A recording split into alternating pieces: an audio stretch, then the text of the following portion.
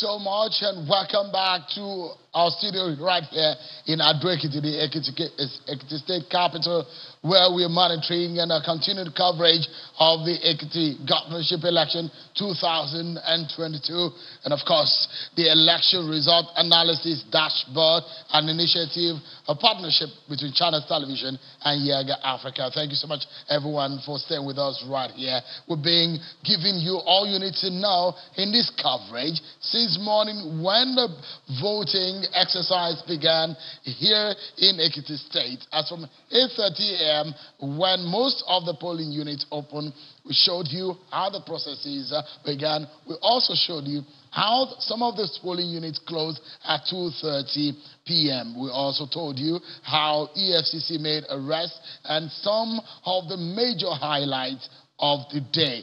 It's been the decision day for the people of Ekiti State electing a new governor for the next 4 years. Governor Kayode Fayemi's tenure will be over, and a new governor will have to come into the government house. Who will this be? For the over 3 million population and almost 1 million voting population, there may be a choice, and we are monitoring for you. This initiative is for transparency, for you to be able to be in the know as a citizen and as a voter. And so this is here for you, and of course we're monitoring, and every of the results that has been up on the INEC IREV portal. Of course, as we speak right now, we are able to put together 402 in almost 100% of the results that have come in from all of the polling units into the IRF portal. But for the dashboard here, we've been able to put together 402 results out of the 2,445. Hopefully, as the day winds down and in the morning, you might be able to see more. But what does this result, what does it tell you? What is the update that we have for you? What does it tell? Let me give you an understanding of what this is telling us at the moment. This is what we have in just 2 local government areas in Ekiti State that we've not had results collated. But let us also tell you that here on Channels Television and on this dashboard, we're not making any announcement, we're not calling any result, we're just giving you the information as provided on the INEC IREV portal. And so let's give you an understanding of what has so far been collated by us right here on this IRAD portal. So far, this has been the state of the race. 404 results. This is what we have. If you look at it, the APC candidate, this is what the highlight of the APC's candidate, what is gathered so far in all of the 404 results that we are able to put for you. And that of the PDP, Bisi Kolawole, that is how much he's been able to garner. And of course, the SDP and the ADP candidates, these are what they've been able to garner. So let's look at it. What for some people have called 3-horse race. This is what we have at the moment. The percentage of all of the 406 results that have come in. This is the percentage. 56% of these results is what the APC candidate has been able to put together, Ghana, and that of the PDP, 8,362 of 18%, and 21% that of the SDP. So you can make sense of what these results mean for you. And at the end of the day, when all these are put together, it gives you a sense of where we are at on the rest. At some point, we'll be to you live to INEC State Office, where our cameras are already on the ground, our reporters also on the ground monitoring what INEC is doing at that end as far as the collation at the state headquarters of INEC in Ekiti is concerned. Let's give you an understanding. The layers of collation from the polling unit. They put all of these results together to the ward level. From all of the results at the ward level, it goes on to the local government. From the local government level, they go to the state collation. So far, we understand that about 1 or 2 local governments are already collated and are ready. This is what we have at the moment. We'll give you insight into what has been and what we should be looking forward to. Let me introduce my guests right here to make a sense of what the race is being and how far we have come. I have with me a political scientist, professor of political science at the Federal University of Ekiti, Professor Aziz Olaniran, and Mr. Samson Itodo, the Executive Director of Yaga Africa. Thank you so much, gentlemen. It's been a long day. Prof, you've been looking at this figure. Yeah, sure. Yourself, an Ekiti man, you've been looking at how this is developing. But don't forget, this is where we are at, and it is not over yet. What we are able to give our viewers is 406 results so far out of the 245 polling unit result that we are expecting. As of speak now, we understand that almost 100% of the results are already on INEC portal. But this is what on this portal that we are able to put together so far, and it's coming one way or the other. But Prof, give me an understanding of what this is for you, because at the end of the day, this result means one thing: the state of the race, the performance of the different candidates and the gladiators. What are your thoughts so far? Well, it is very clear that the candidate of the APC is in the very clear lead with over 24,000 votes, and with Segun Oni coming in a distant second. So, and so far, it has 56.2% of the total votes. So,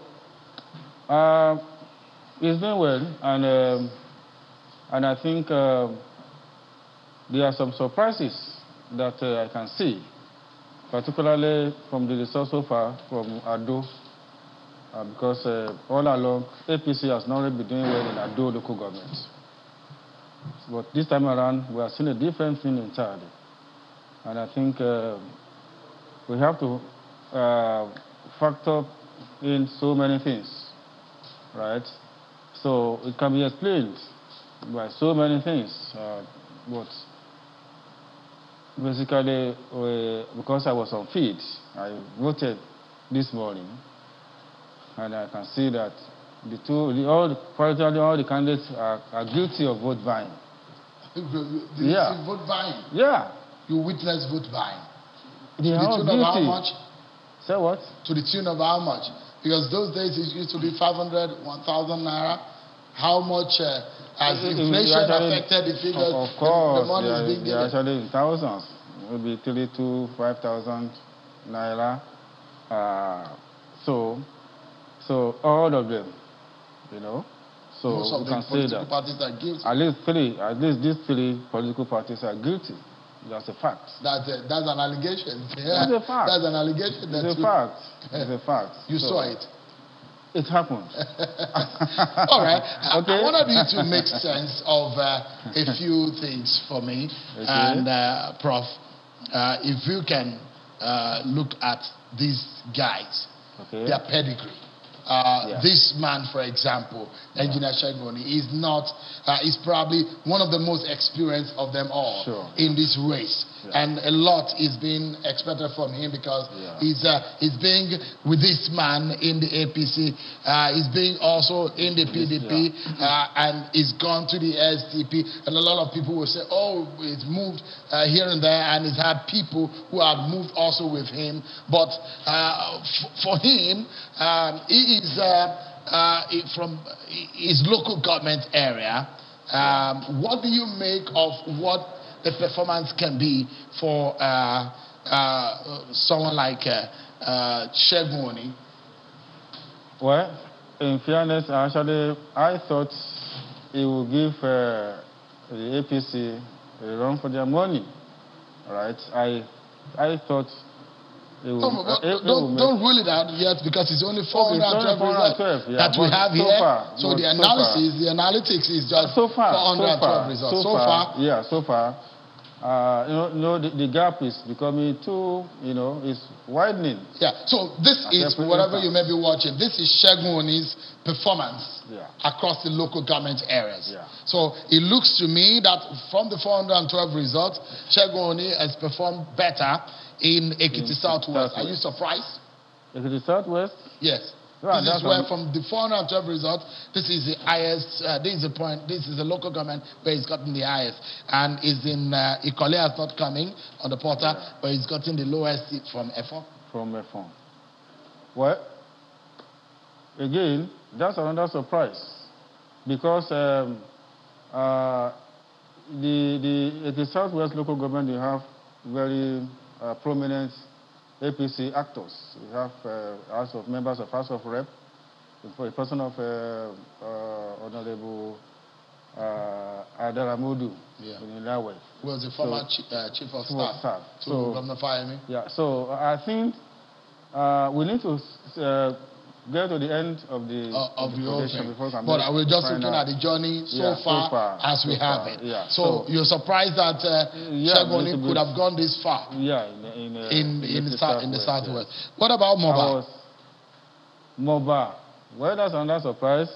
We're actually expecting bigger performance in Ado. You said that earlier. Yes, because Segun Oni should pull his weight in Ado, because you said that it's maybe popular amongst the elite and the teachers and the workers. Yeah, and the workers. Because you felt that he did very well. Yeah, they were saying it. The pensioners and the civil servants, they keep touting his name, that he performed so well. And, but so far. All right. Well, we continue to... Yeah, we'll continue to monitor.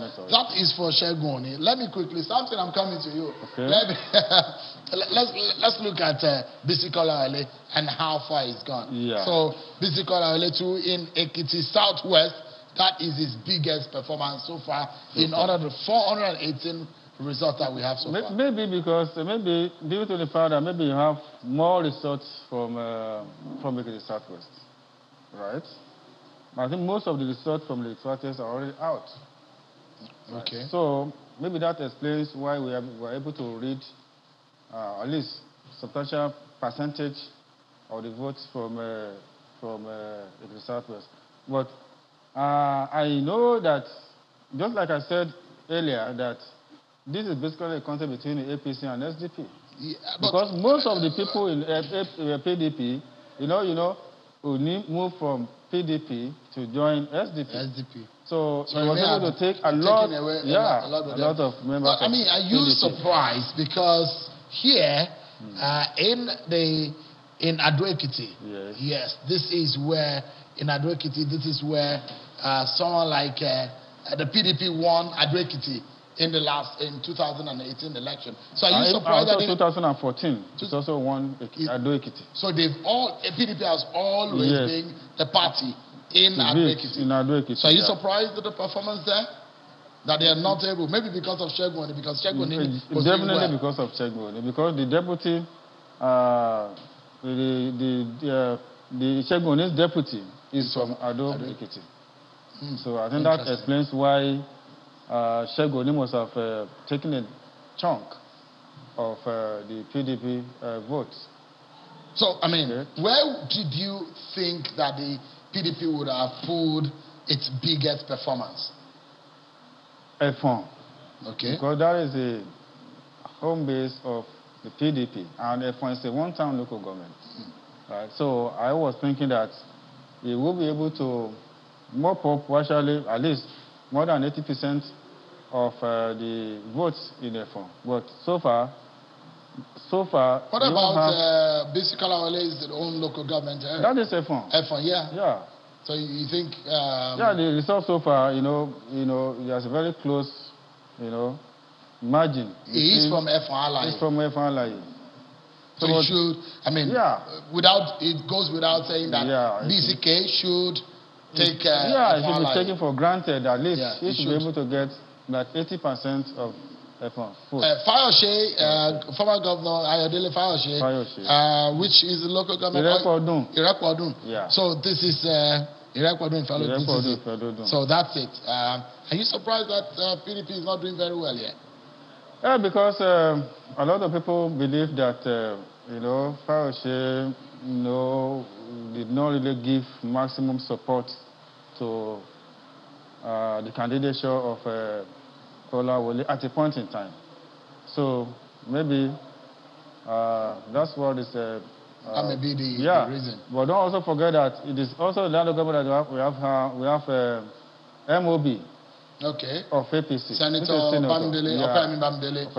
So it's going to be a tough battle. And the Deputy Speaker of the Ekiti State House Assembly, Honorable Akim Jamu, is also from that local government. So it's of the APC. It's of the APC. So let's go to let's see what is happening in the APC and see where the APC is pulling its weight.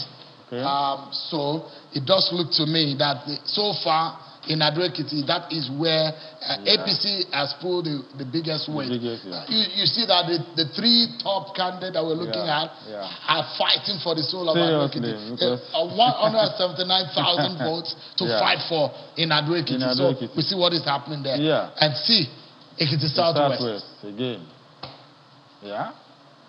So... Yeah, because just like I said, because we have more results from Ekiti Southwest. Actually, all the results are in already. So I mean, did anyone? Okay, so the candidate of the APC is local government. You take it for granted that you should naturally take that. Ekiti West. Ekiti West. Ekiti West. Maybe because of the results are not totally in. So the effect of Senator Bamdele is seen here in Irekwadun. That's where the deputy is from. So, maybe we've not seen as much there. As much results. There is an area where I'm thinking, right here. Yeah, that's the local government of Governor Fayemi. So we should expect its effect, on the results from. So this is Fayemi's local government? That's Fayemi's local government. So he's pulling his weight right there for his candidate. All right. Let's take a pause for a moment and let's look at what is happening. Some live pictures coming in from the state headquarters of INEC right here in Ekiti. What is happening, as you can see right there on your screen. Of course, we've seen gathering. The returning officer will soon take his seat, and of course, all the top officials from the security operatives to INEC top officials and the returning officer will soon take his position. Journalists, of course, across the country have taken their positions and hoping to get these process live. Of course, Channel Television, we go live as soon as the results being announced. Stay with us. We'll keep an eye on that and see what happens right there at the INEC office. So let's allow you to feel the what is going on, so you can feel what will be monitoring for you right there at the INEC office.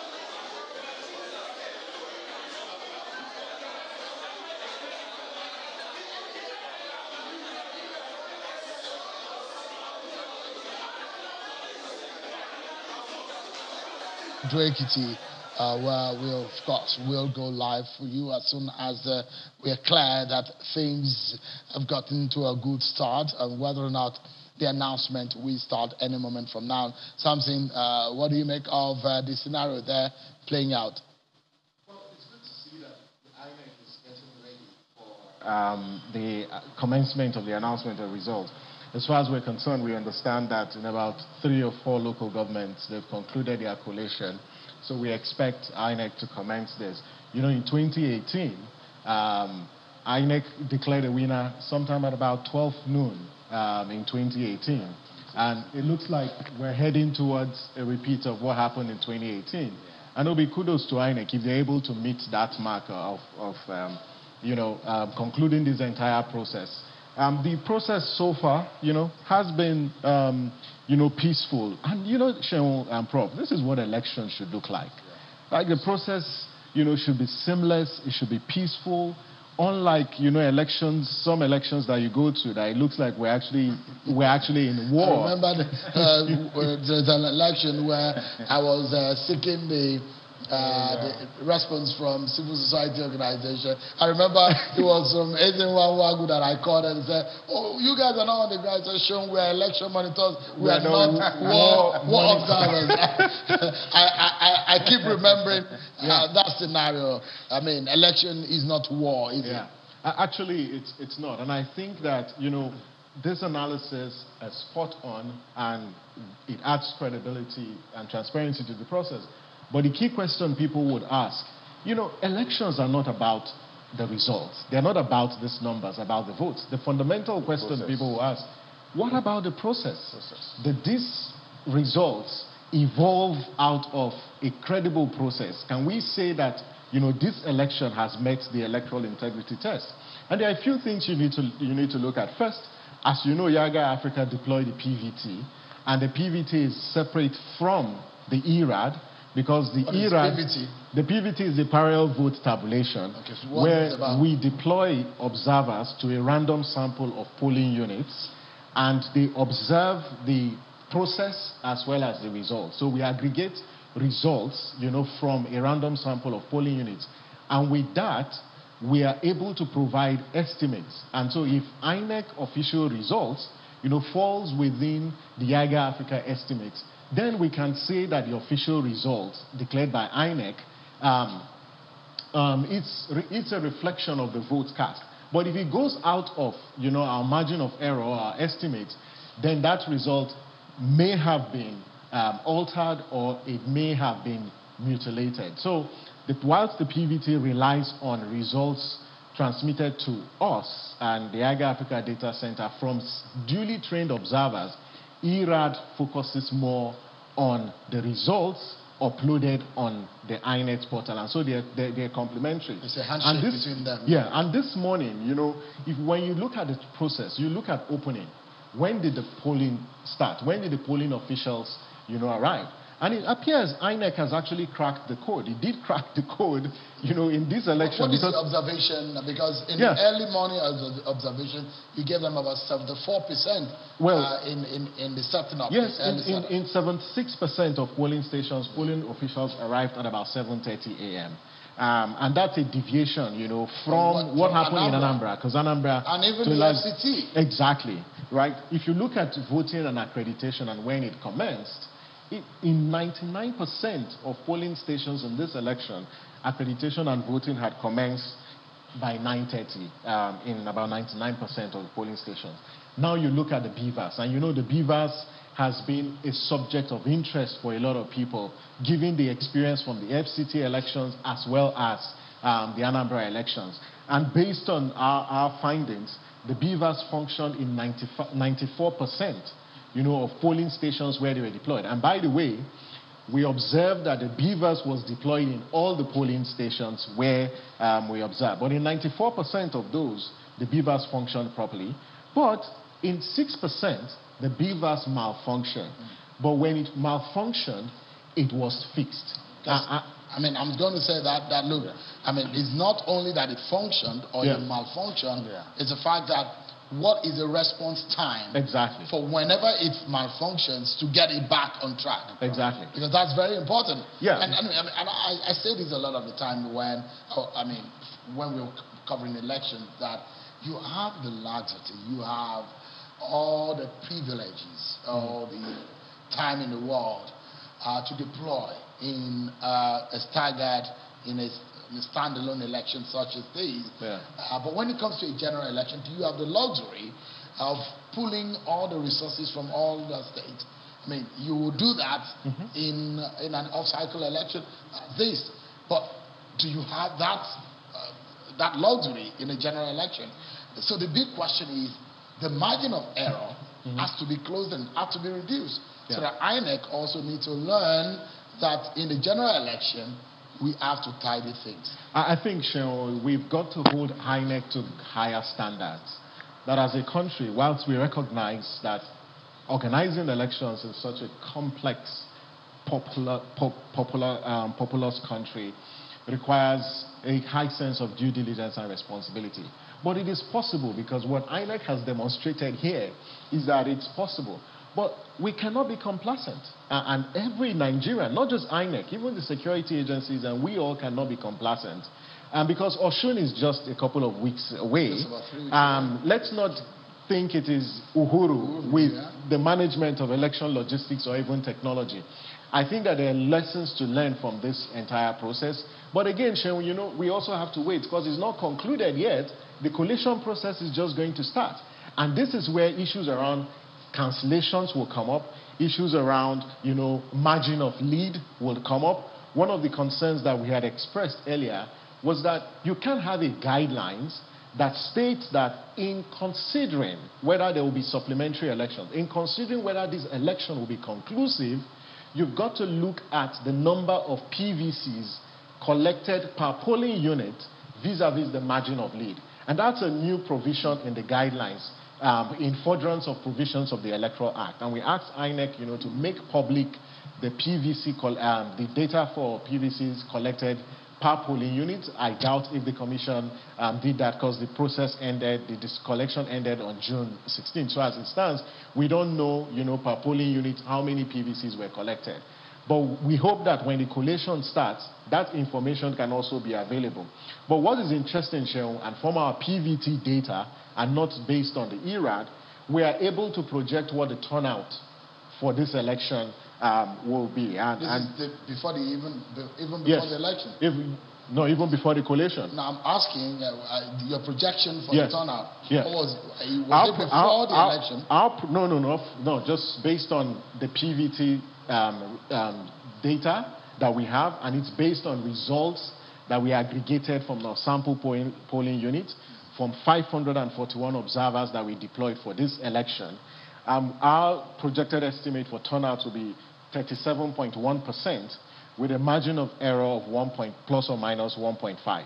And so we expect that will be the estimated turnout rate. From about 33 or thereabout percent in 2018. Down to about 37.1%, with a margin of error of 1.5%. So that's our projected estimate. And we wait to see as INEC continues this process of collation and see if the official turnout rate for this election falls within this margin of error. But I think on the whole, the process has gone really well, and we must give kudos to the Ekiti people who actually came out, and they were resilient. And to also note that, yes, INEC, give INEC credits, it showed that it's learned some lessons. But I'd say that we should look forward to Osun, look forward to the general elections, and you talked about the bandwidth, and I completely agree with you, that in a general election, there are several considerations you have to make. You need to consider population, you need to consider security for a country like ours that is grappling with insecurity and overstretched security architecture. Are we going to get this 17,000 security men that were deployed to this? Or even the EFCC, that arrested people who were involved in vote buying. I think that we got to commend the EFCC, for that stint operation. I saw the video which you shared earlier, and it was also on channels. I think we've got to see more of this, but the EFCC needs to move from just arresting those people. We want diligent prosecution, because the challenge is actually not just arrest, it's diligent prosecution. Because if you don't prosecute it was them, obvious. Some of the pictures showed the evidence is so crystal clear. When those who were allegedly arrested and who are allegedly caught buying votes. But let's take a breather, everyone. So much more to come right here on Channels Television as we monitor the exercise for you. It's the Ekiti Decides, our continued coverage of the Ekiti Governorship election 2022. Stay with me, everyone. Our eyes are still on the election right there as the collation will soon begin. The live pictures for you at the INEC State Office in Ekiti, where we're seeing the officials standing by, waiting to get the process started. We have that locked in for you to give you live pictures as soon as it gets started. But the analysis right here continues on our ERAD platform. Stay with us, everyone. We'll be right back.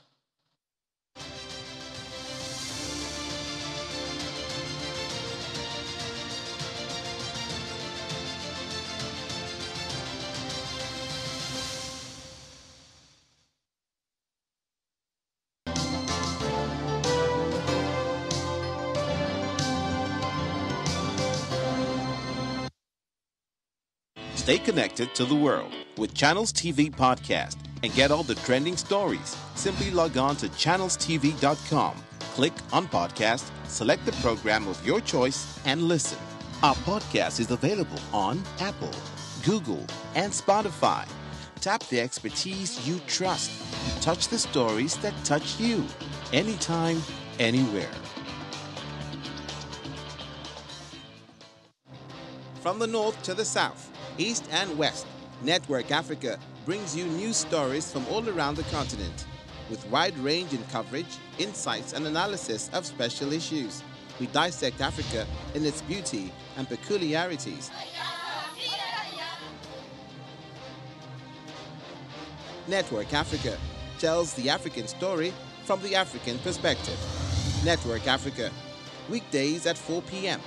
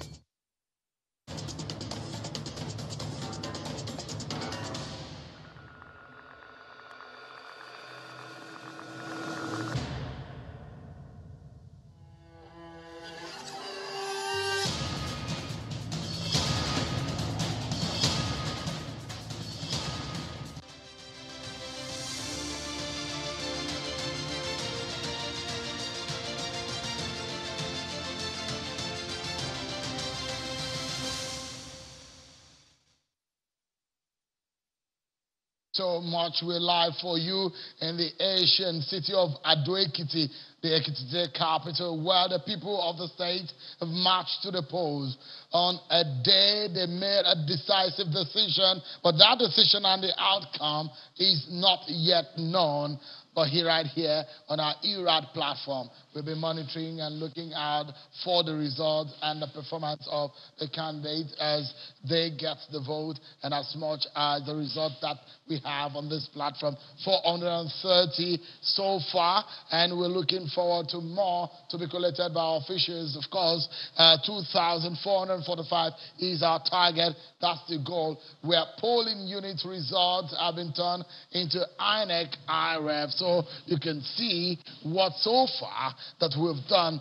That is a chart of how many results so far that we have been able to put on this platform. The simple idea is just to get you in the know and for you to have an idea of how transparent attend this exercise. But what is happening at the INEC office right there in Ekiti? Live pictures coming through.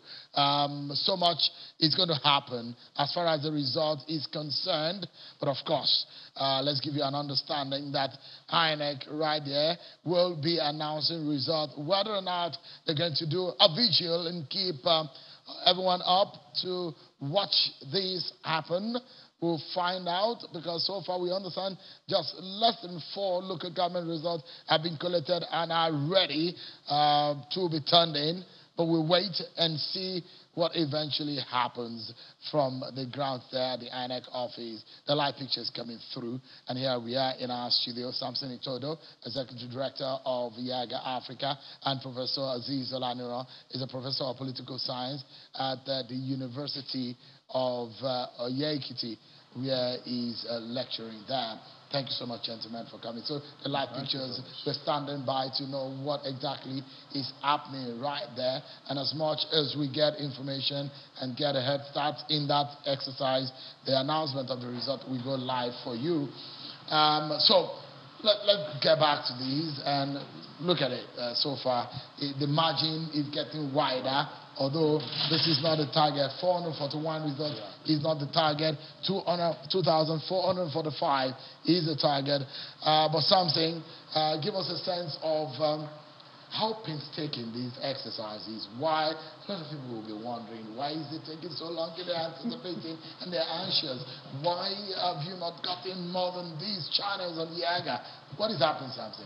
Well, first, this ERAD it's an independent platform, and what we're simply doing, there are about 4 actions or components of the business process. Because first, INEC needs to upload. It's easier to upload than to download. So we've got to download, which is the first action that needs to be taken. And then we have to enter the data into a database. And we also have to verify. And when that verification process is concluded, then it is visualized on the dashboard, which people are seeing, because it's pretty much the exact Form EC8As that have been uploaded on the platform. And then we can start making sense, and the public can also start making sense of it. So there are several business processes that this needs to go through before it comes to the back end. But like you said, the team is working behind the scenes to ensure that the results come to the portal, so we can make a sense of it. Yeah, we're getting some activity right there at the INEC office. Let's go live to the INEC office right there in Ekiti. Let's take a listen to what is going on. Some introductions happening there.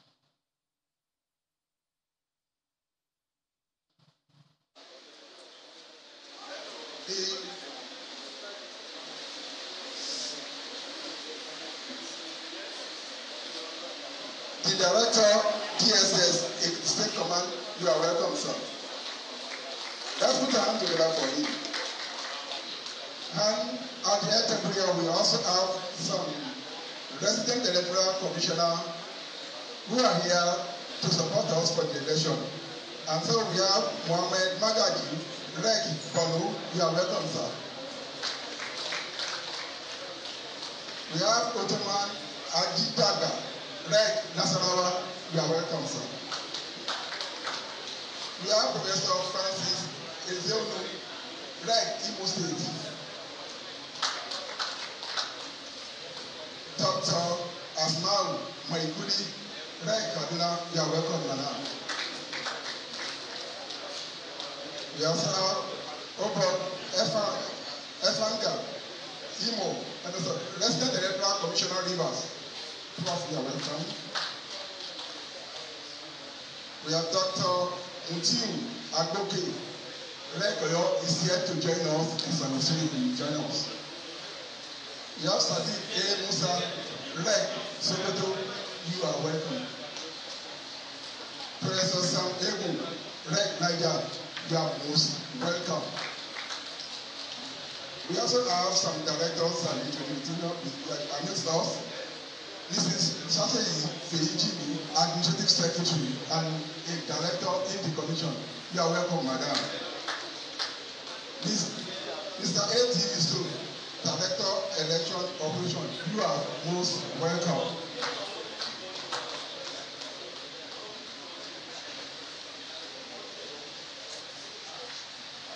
2 IC to this election, AIG Garba, you are recognized, sir. You are welcome. Thank you so much. We also have in our list the HODs. You are most welcome. And at this point, we move to item number 3, which is welcome address by the Red State. Dr.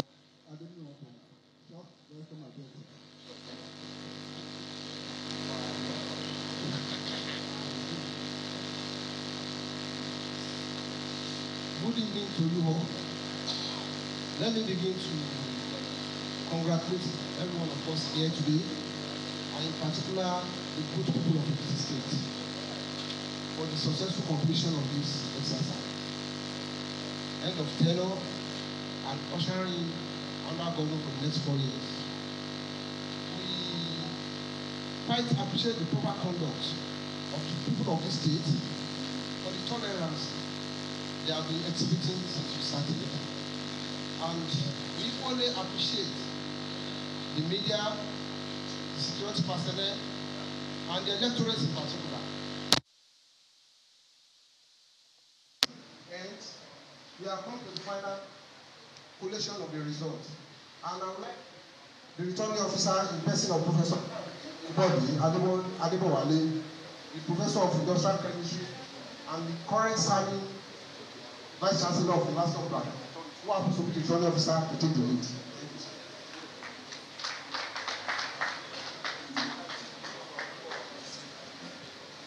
Distinguished ladies and gentlemen, it's a privilege for me, like the State Returning Officer rightly said, we have noted what I call a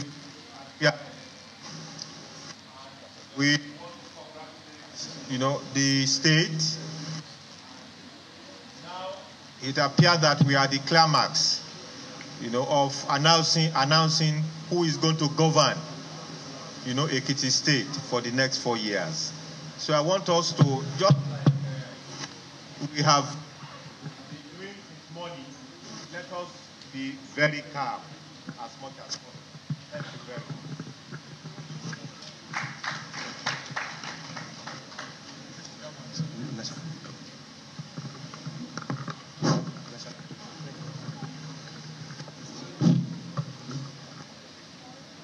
The opening remarks by the National Commissioners.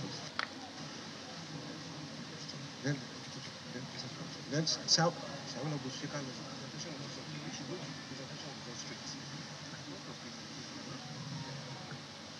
I think we really need to go to the presentation of results by the local government collation officers accompanied by the electoral officers, please.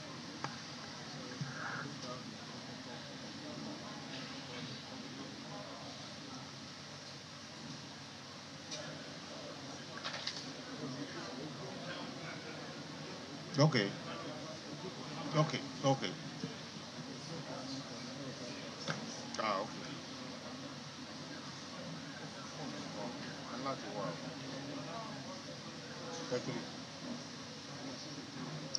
The protocol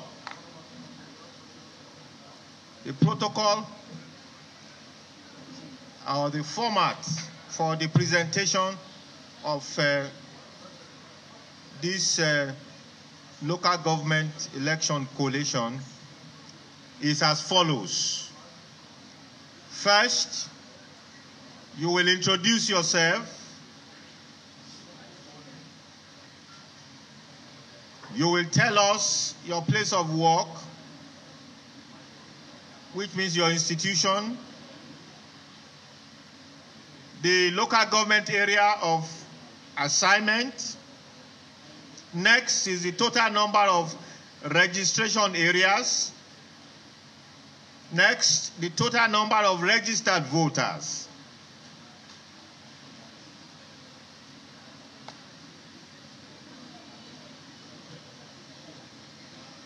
Next is the total number of accredited voters. the votes that is received by the parties, the total number of valid votes. Next is the total number of rejected votes. Next is the total number of votes cast. Then, if you have record of cancellation of or election that is not held, you will let us know through the EC 40G form. And finally,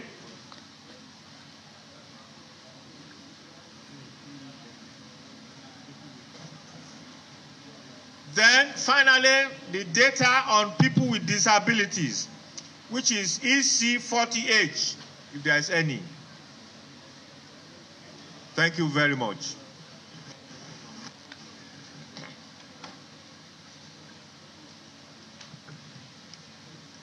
So the first local government that is going to come for presentation is Ijero. Ijero local government area.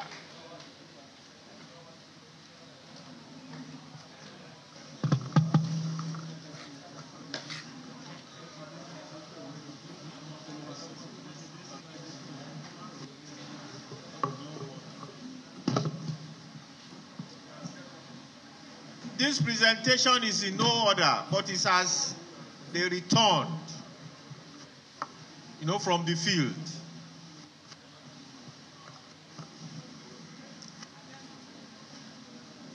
Thank you very much, sir. I am Biodun Oyebanji, a professor of botany from the University of Ibadan. I am the collation officer for Ijero local government.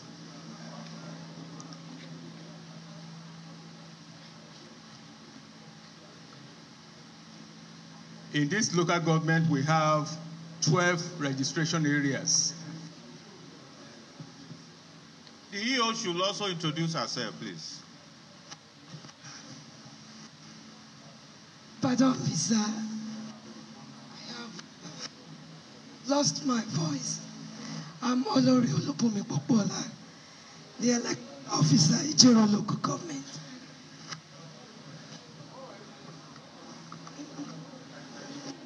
Thank you very much, sir. The total number of registered voters is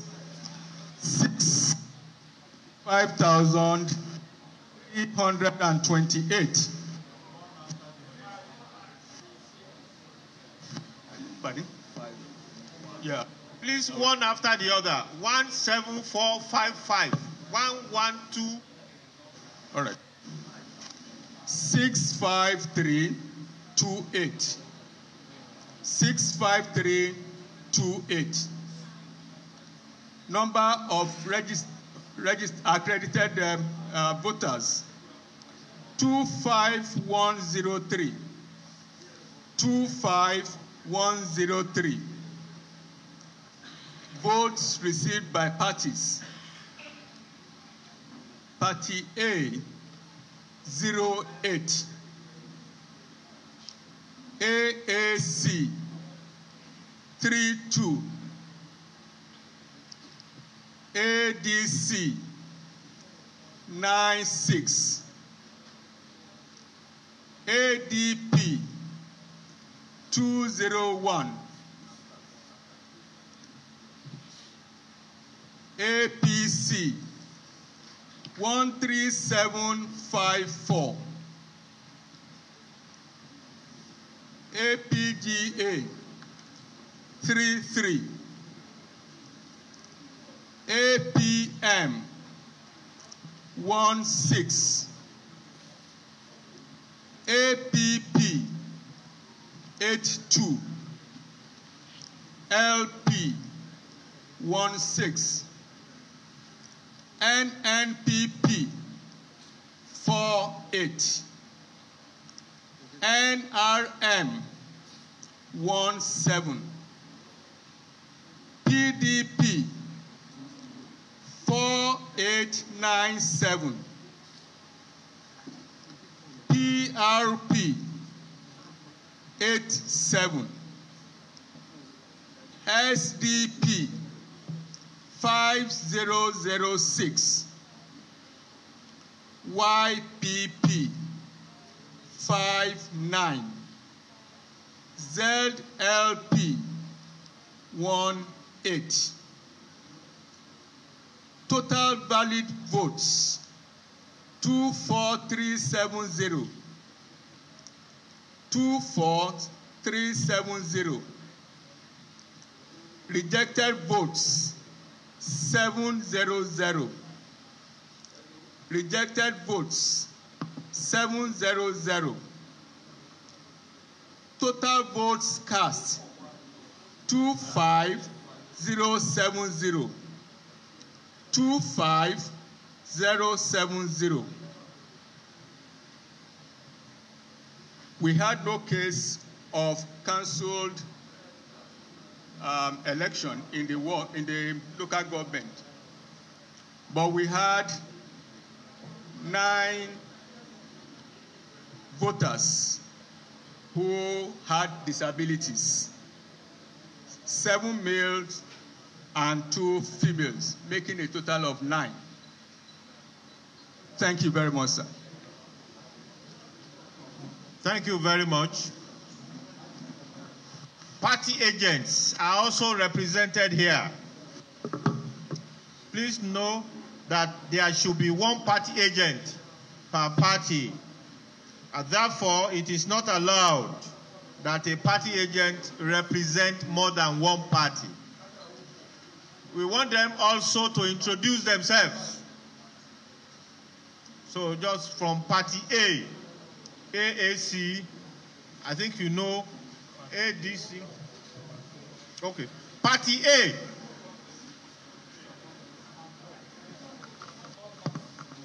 Party AAC. Party ADC. Good evening. My name is Honorable Elisama. I'm here standing for ADC party agent. Thank you very much. Party ADP. My name is Musa Arugunade, ADP party agent. Party APC. Honorable Kayode Babade is my name, APC State Party Agent. Thank you. Party APGA.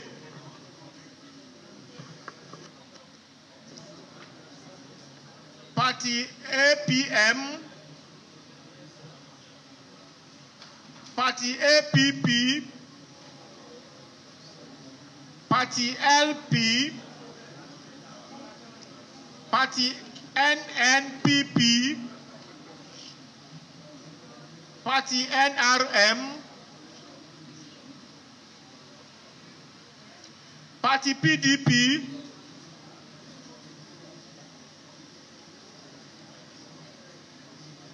Party PRP. Party SDP.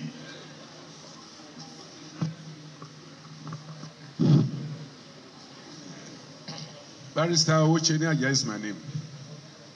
I'm representing Social Democratic Party.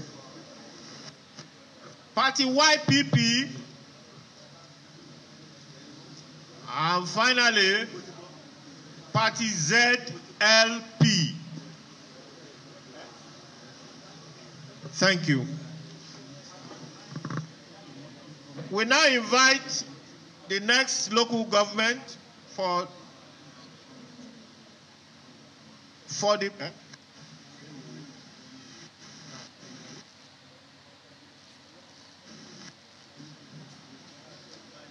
please, we want the party agents also to be active. So after the presentation, if you have any comments on the results that has been presented, please, you can come up with it. Thank you. The next local government area is Emure. Collation officer for Emure local government area.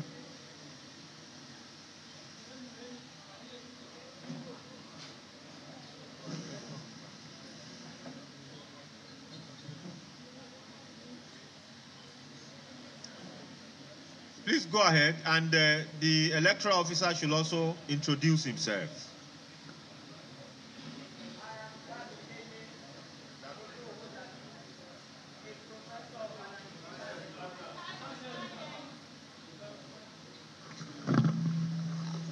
I'm sorry. Midele Oluowolabi, a professor of analytical and environmental chemistry, University of Ibadan. I am Ibrahim Ganiyu, electoral officer in Emure local government. After presentation, please. Please go ahead. I'm presenting the result for Emure local government. There are 10 wards in Emure local government. Number of registered voters, 37123. Number of accredited voters, 14509. A party, 4. AAC, 15. ADC, 81. ADP, 92. APC, 7728. APGA, ABGA, 14. APM, 16. APP, 70. LP, 13. NNPP, 13. NRM, 19. PDP, 2610. PRP, 24. SDP, 3445. YPP, 41. ZLP, 12. Total valid votes, 14197. Rejected votes, 304. Total votes cast, 14501.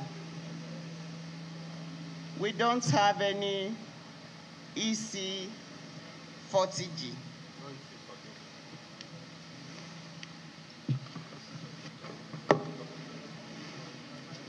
Thank you very much. There is a party agent that wants to ask. Please give him the microphone.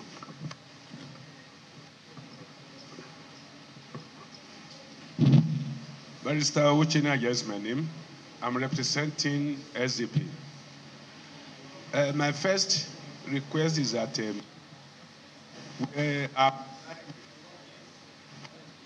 of this election result, only the one for Ado local government,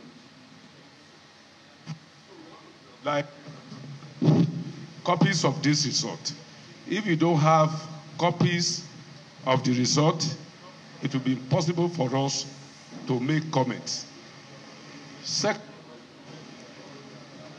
I want to remark, and it will be once, that we have issues. SDP should contest in all the local governments, but we will not be raising the specifics, but we just want to make that remark that issues on vote by, on a lot of election malpractices, violence in virtually all the local governments. Hello, it's not all you are saying is not for this meeting. your party agent should be on ground to collect the results. So if he's not on ground, you can't manufacture him. Thank you very much. Thank you. That is my remark, sir. Thank you. We now call the third Ekiti Southwest.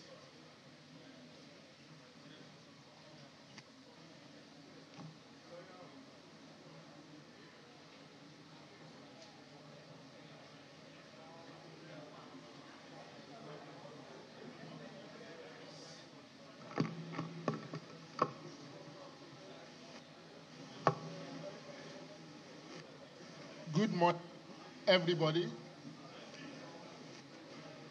All protocol duly observed. My name is Bolagade Jonathan, Professor of Mycology and Applied Microbiology, University of Ibadan. I am Dada Emmanuel, Electoral Officer, Ekiti Southwest Local Government.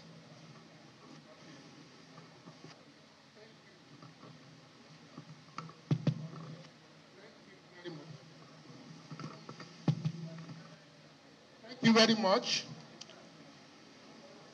In Ekiti West, we have 11 wards.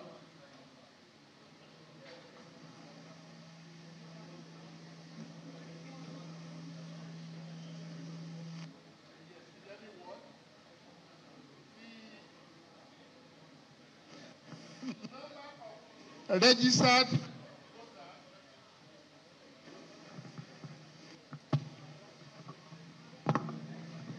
number of registered voters that we have 53713. 53713.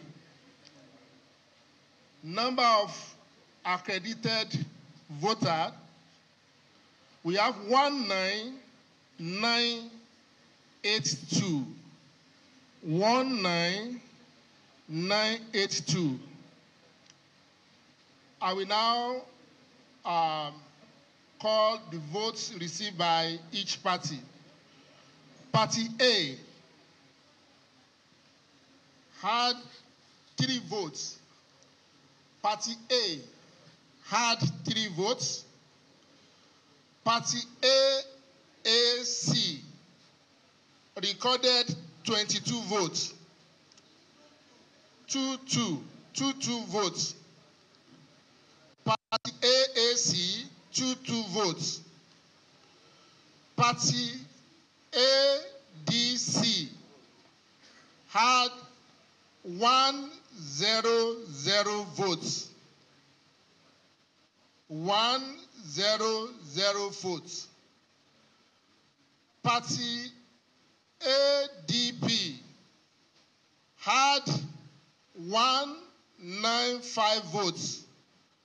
Party ADP had 195 votes.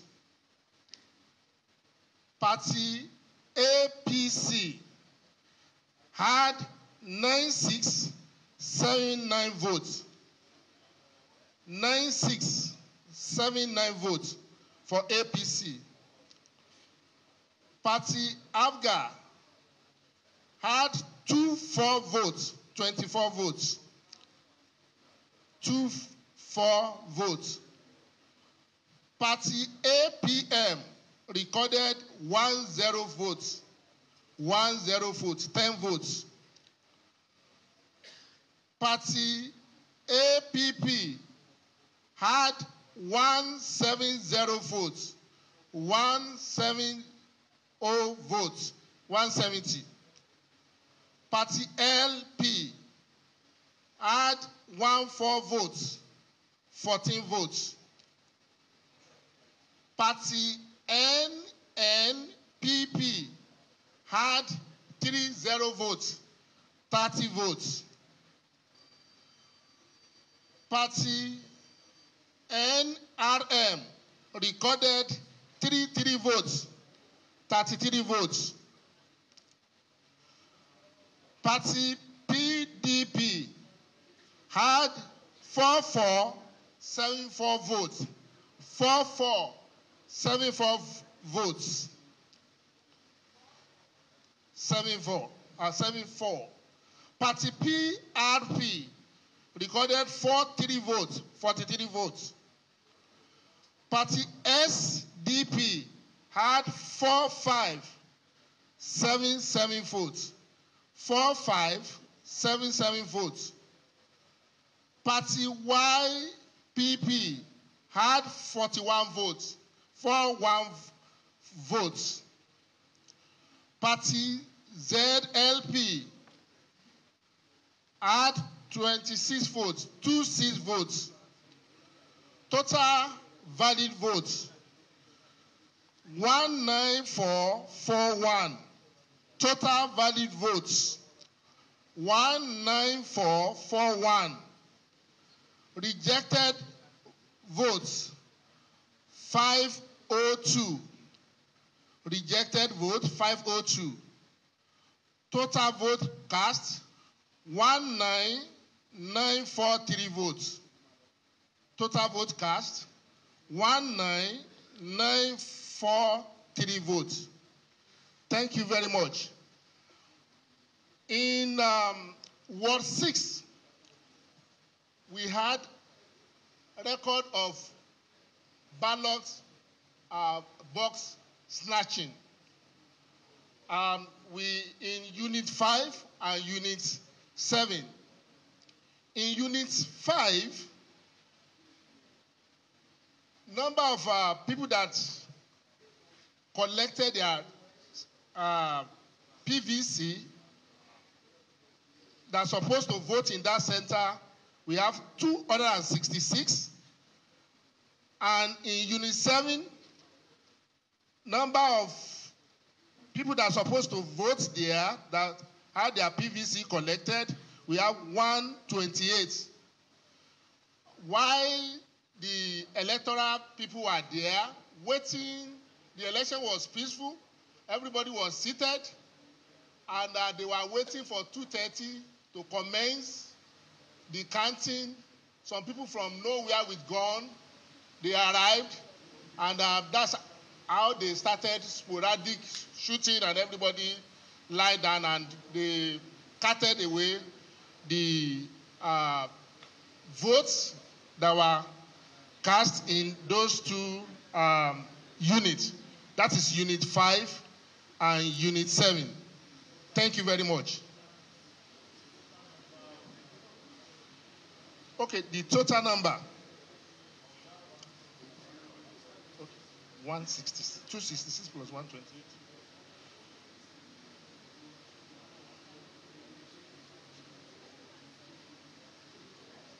266 plus 128. 128. 128. 266 plus 128. 394. 394. So we return as you are. 266. 266 plus 128.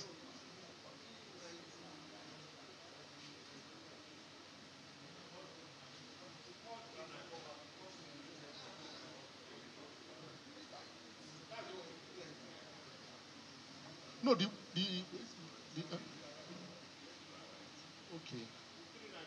Okay. Are we free to go? Thank you very much. Do you have any written report?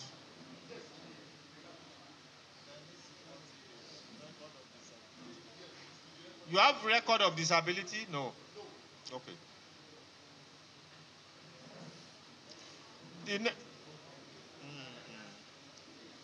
You need to submit that report. The report and the result.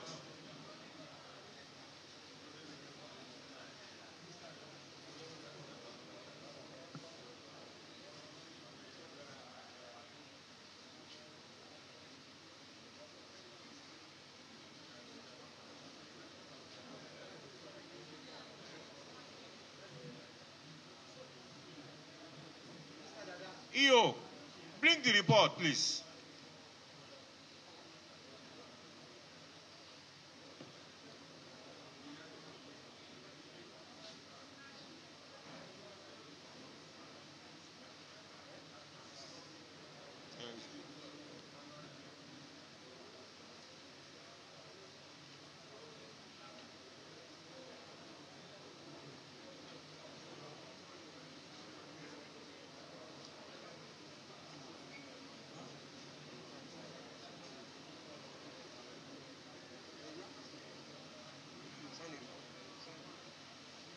You have not signed. Who is going to sign? Your signature.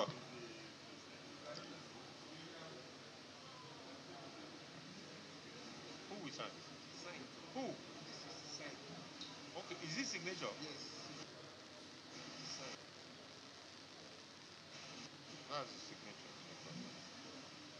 That's the second. The next local government area is Ikere. Kere local government area.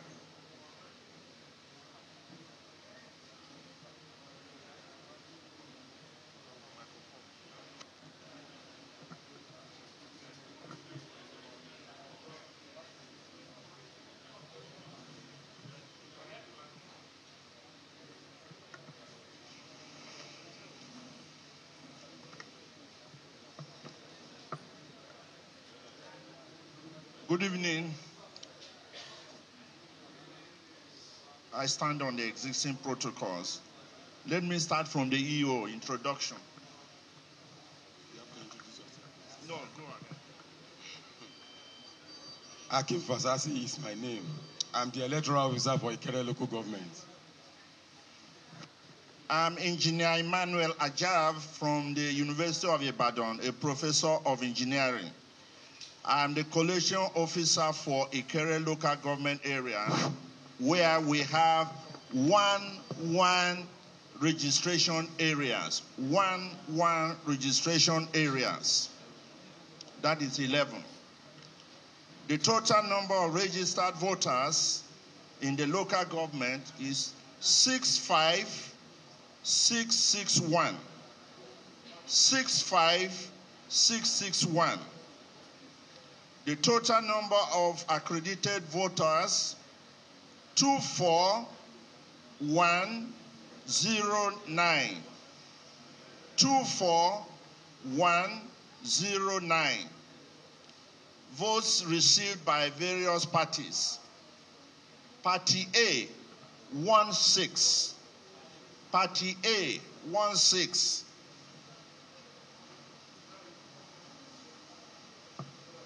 Party AAC, 49.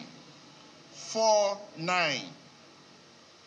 Party ADC, 3764. 3764. Party ACP, 310.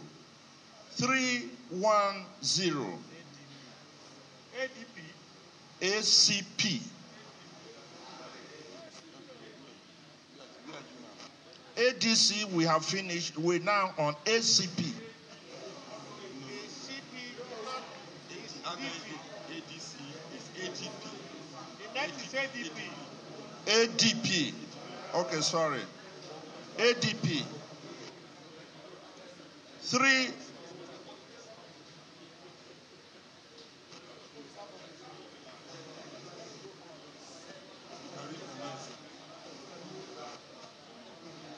Can I go on? Please go ahead. Party ADC, 3764.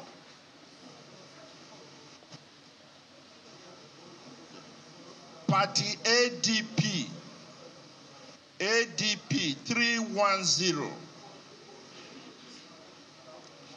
Party APC, 12086.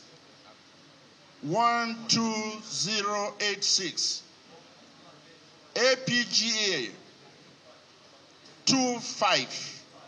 25. Party APN 17. Party APP 49. Party LP 14. Party NNPP 47. Party NRM 10. Party PDP 3789. 3789. PRP 35. SDP 1946. Yes. Then YPP 38. The last one's ZLP 09. Total valid votes 22201. Total valid votes 22201. Rejected votes 686.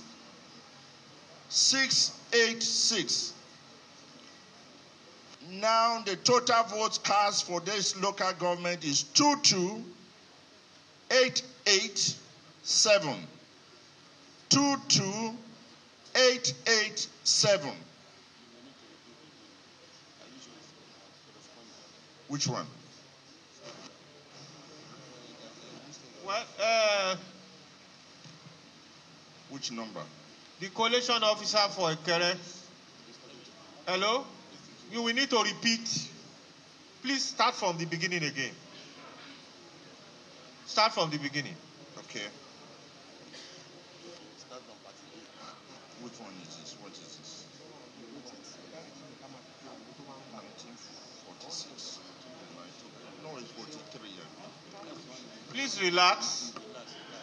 Just relax. I'm relaxed. I just want to see the figures very well.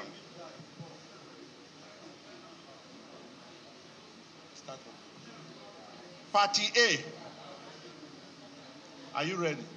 Yes, go ahead. 16. What is this?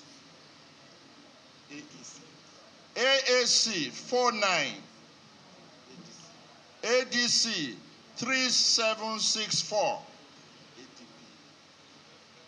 ADP 310. 12086.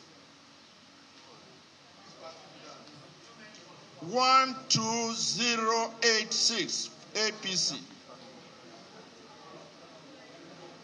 25 Party ABGA. APN ABGA is 25. APM is 17. APP 49. LP 14. 47. Mention party first before the vote. NNPP. NNPP 47. NRM 10. PDP 3789. PRP 35. SDP 1943. 1943. YPP 38. ZLP 09. Yes, have you it's got the value? now tally. So you are okay now. Valid. Please complete. Okay. Go ahead. All right. Total valid votes is 22201. Rejected votes 686. Total votes cast 22887. Thank you very much. Now we have one case in just one polling unit. One. Record of cancellation. Violence, due to violence. One polling unit, just one. And it is Unit 2 of RA08. What is the registered voters in that place? Accredited 236. Registered 731. Okay. That's okay. 731. 731.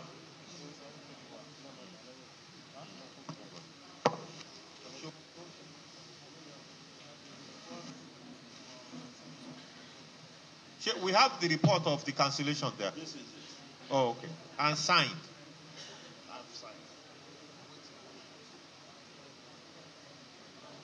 I've signed. You are signed.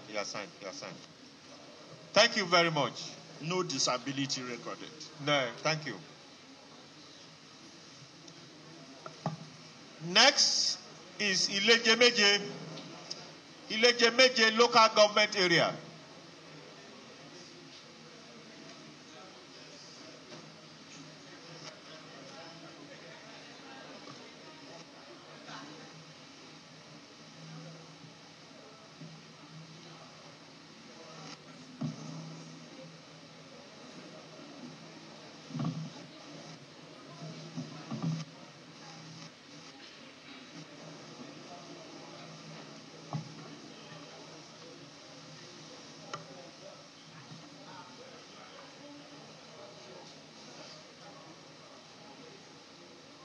My name is Biodun Oyebanji, a professor in the University of Ibadan. And my EO is? My name is Segun Oni, Electoral Officer, Electoral local government. A professor of what? Professor of Pulp and Paper Science and Wood Quality. Thank you.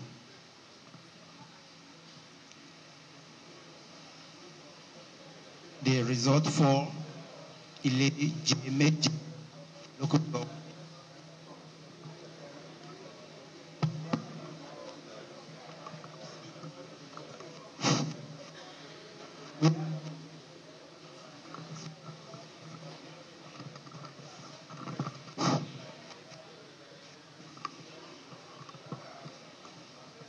There are 10 wards, and the number of registered voters 18791. 18791. Number of accredited voters 8439. 8439. Votes received by each party. A04, AAC 09, ADC 216, ADP 47, ADP 47, APC 4357, 4357, APGA 04, APGA 04, APM 05, APM 05, APP 41, APP 41, LP 01, LP 01, NNPP 06, NNPP 06, NRM 06, NRM 06, PDP 1157,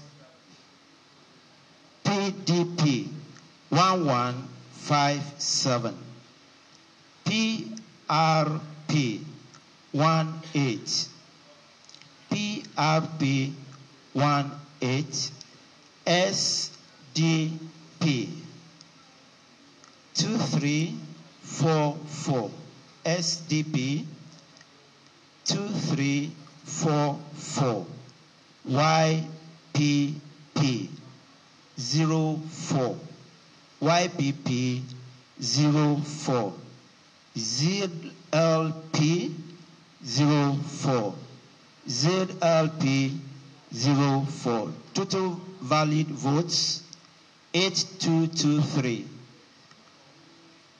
Total valid votes 8223. Number of rejected votes 135. 135. Total vote cast 8358. TVC 8358. Signed by Oluwafari. For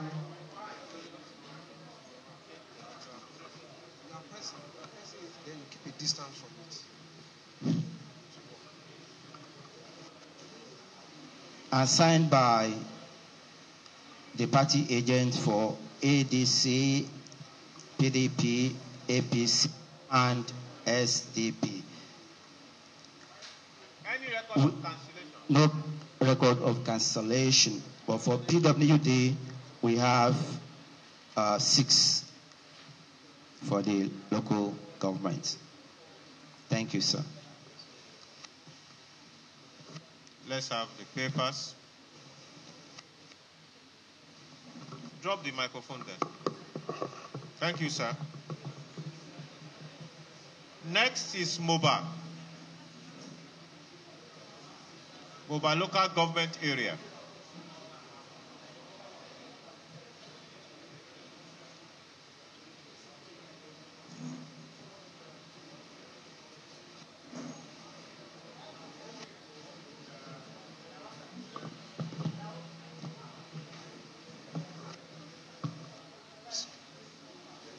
My name is John Oyinola Oladeji, a professor of agricultural extension and rural development, University of Ibadan. My name is Titilola Odubayo, Electoral Officer, Mobile Local Government. There are 11 RA11. Number of registered voters 53257. 53257. Number of registered accredited 20743. 20743. Votes received by the parties. Party A 13. AAC 20, ADC 75, ADP 94, APC 11609, APC 11609, APGA 11, APGA 11, APM 11, APP 41, LP 06, LP 06, NNPP 09, NRM 05, NRM 05, PDP 3530, PDP 3530, PRP 31, PRP 31, SDP 4904, SDP 4904, YPP 17, YPP 17, ZLP 08, ZLP 08. Total valid votes 20384, 20384. Rejected votes 354, rejected votes 354. Total vote cast 20738, 20738. Thank you. Do you have any record of cancellation? No. Thank you very much. Next is F1.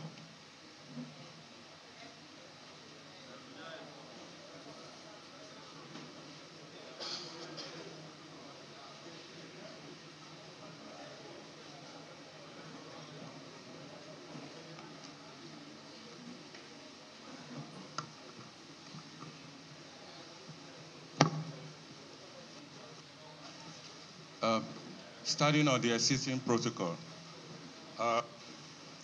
I'm Ehiola Olubenga Ajayi, a professor of petroleum geology and environmental geology from the University of Ibadan. My name is Ogunyomi Florence Omotunde, the Electoral Officer of F1 local government. I represent the F1 local government area. We have 10 wards in F1 and 119 registration areas. So I present the result. Number of registered voters 30076. 30076. Number of registered accredited 11046. 11046. Votes received by parties A02, A02, AA04, AAC 04, ADC 17, ADC 17, ADP 77, ADP 77, APC 4012, 4012, APC 412.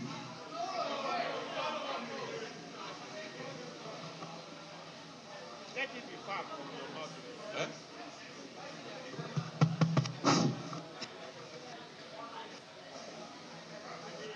APC 4012.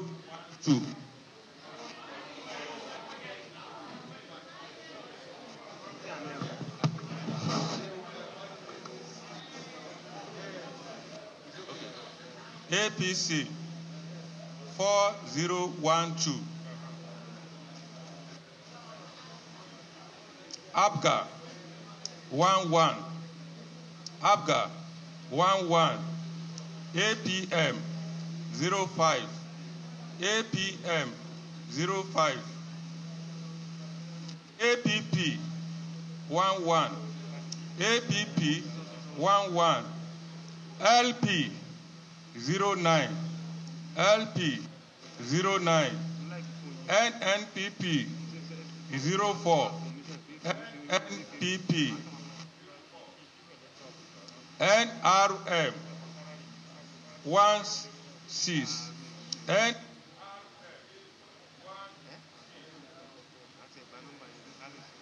PDP 6303, PDP 6303, PRP 20, PRP 20, SDP 339, SDP 339, YPP 07, YPP 07, ZLP 02, ZLP 02. Total valid vote 10839. Total valid vote 10839. Rejected votes 204. Rejected votes 204. Total vote cast 11043. 11043.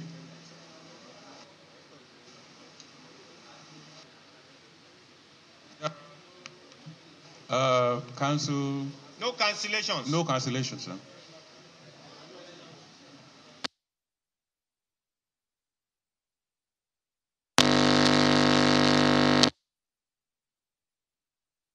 Then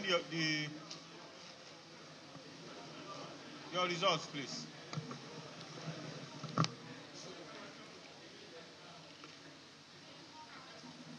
Thank you, Prof. Next, Ekiti West.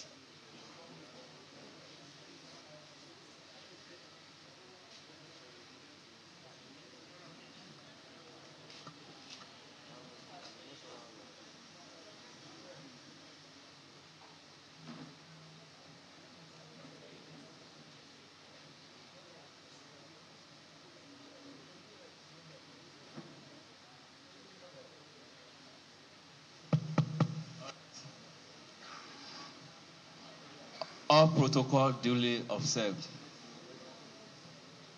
My name is Olufemi Olatoye, a professor of veterinary public health and preventive medicine, University of Ibadan.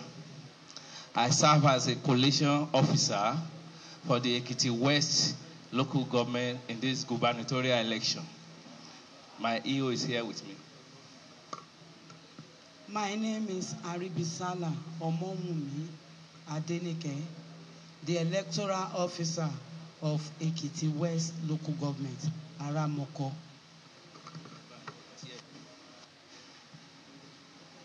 I hereby present the results of the gubernatorial election from Ekiti West local government. In that local government, we had 11 registration areas. And the total number of registered voters were 59220.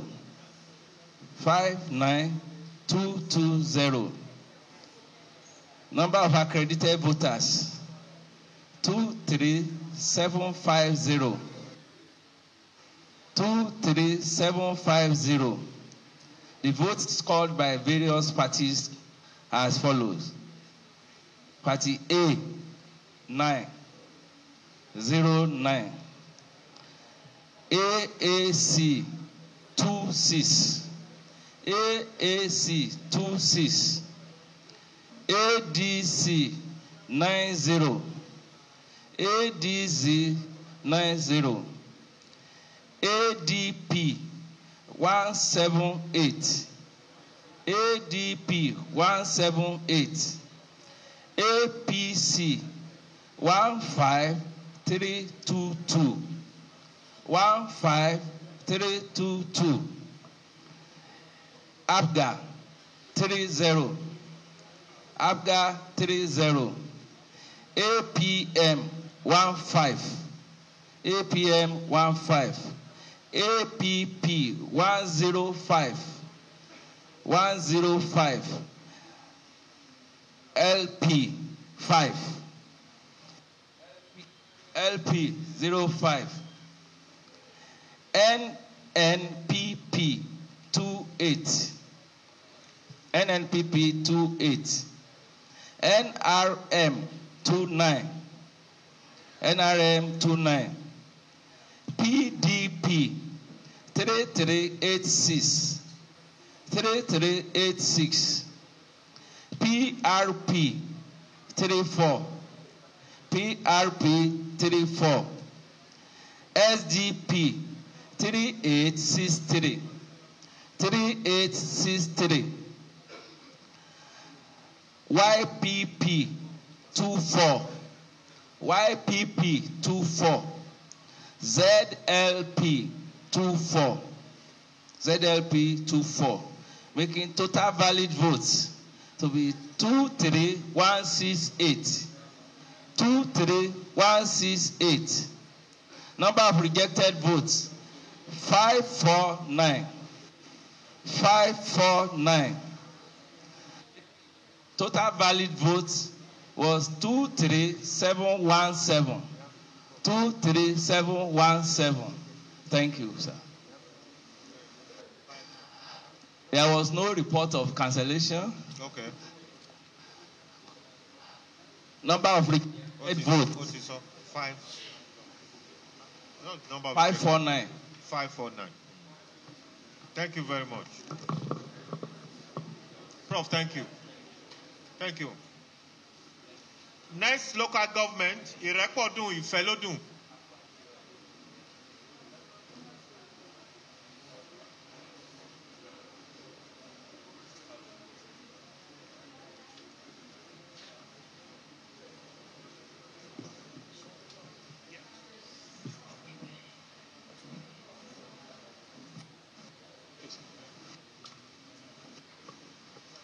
Standing on existing protocols, I am Professor Temitayo Abayomi Ewemoje, a professor of agricultural and environmental engineering, University of Ibadan. My name is Adedipe Emmanuel Olusoya, Electoral Officer, Irekpodun, Ifelodun Local Government Area. Thank you. I'm the Collation Officer for the Irekpodun, Ifelodun Local Government Area.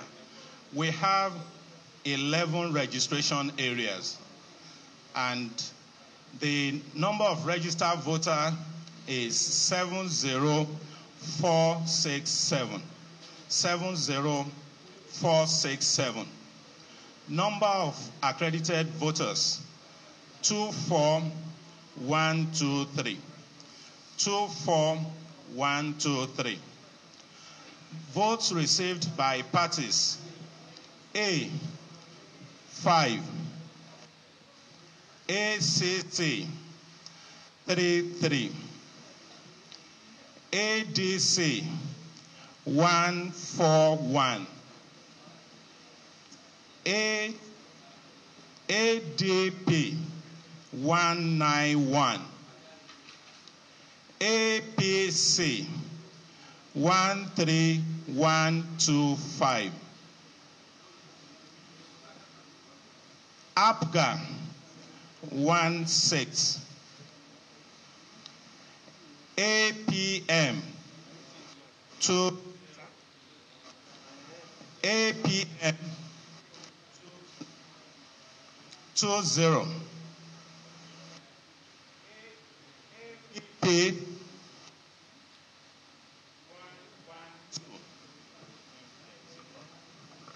hello. APP 112. LP 9. LP 9.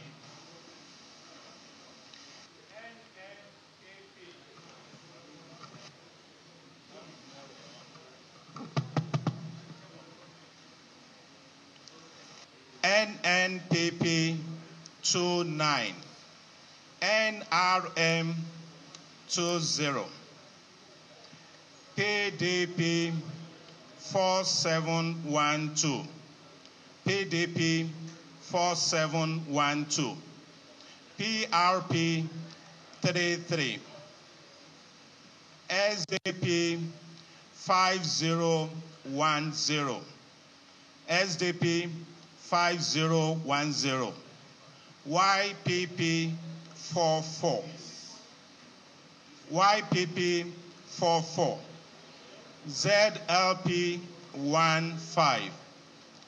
Total valid votes 23515. 23515. Rejected votes 578. 578. Total votes cast 24093. 24093. There were no records of cancellation in Ilepodun, the Felodun local government area. Thank you, sir. Thank you. Can we have the results? Thank you, Prof. Next is Oye local government area.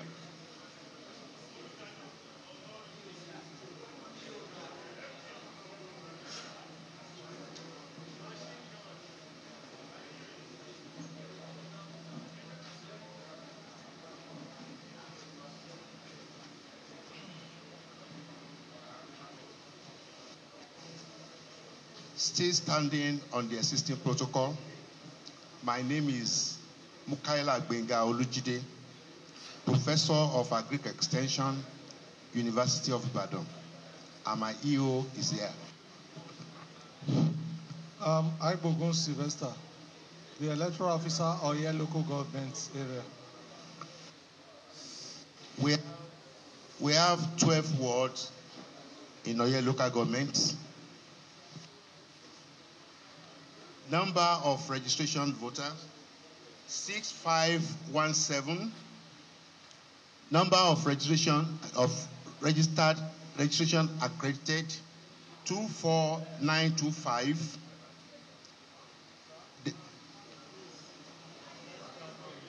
Okay. Can we start again? No problem, sir. Number of registered voters, 65170. Number of registered accredited, 24925. Then distribution, the votes received by the parties, A 14, AAC. A is 14, 14.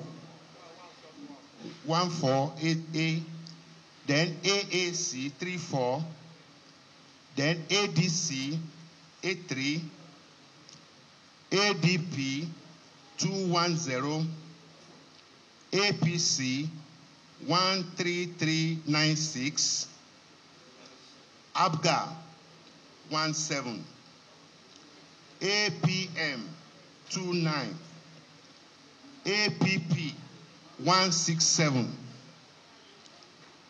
LP 12,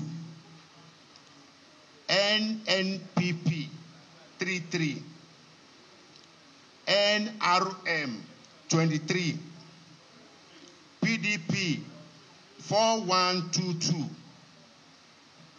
PRP 84, SDP 5391, NPP 32, ZLP 19. Total valid votes 23666. Rejected votes 836. The total vote cast 24505. There's no record of cancellation.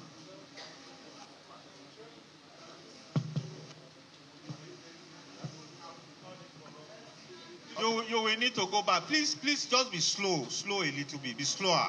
Yes, sir. You are too fast. Okay, sir. Number of registered voters, 56517. Registered accredited, 24925. Votes received by the parties, A, 14. A,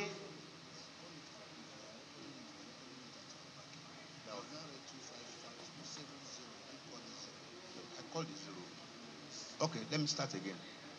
Number of registered voters, 65170. Number of registered accredited, 24925. Votes received by the parties, A, 14. AAC, 34. ADC, 83. ADP, 210. APC, 13396. ABGA, 17. APM, 29. APP, 167. LP, 12. NPP, 33. NRM, 23. PDP, 4122. PRP, 84. SDP, 5391. YPP, 32. ZLP, 19. Total valid votes, 23666. Rejected votes, 836. Total vote cast, 24505. Rejected vote is 836. 836.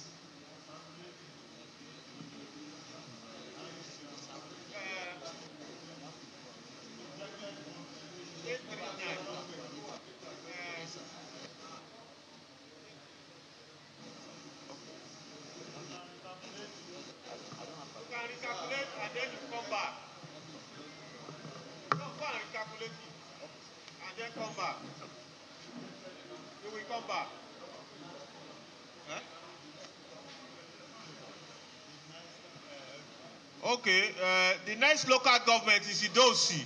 Idosi.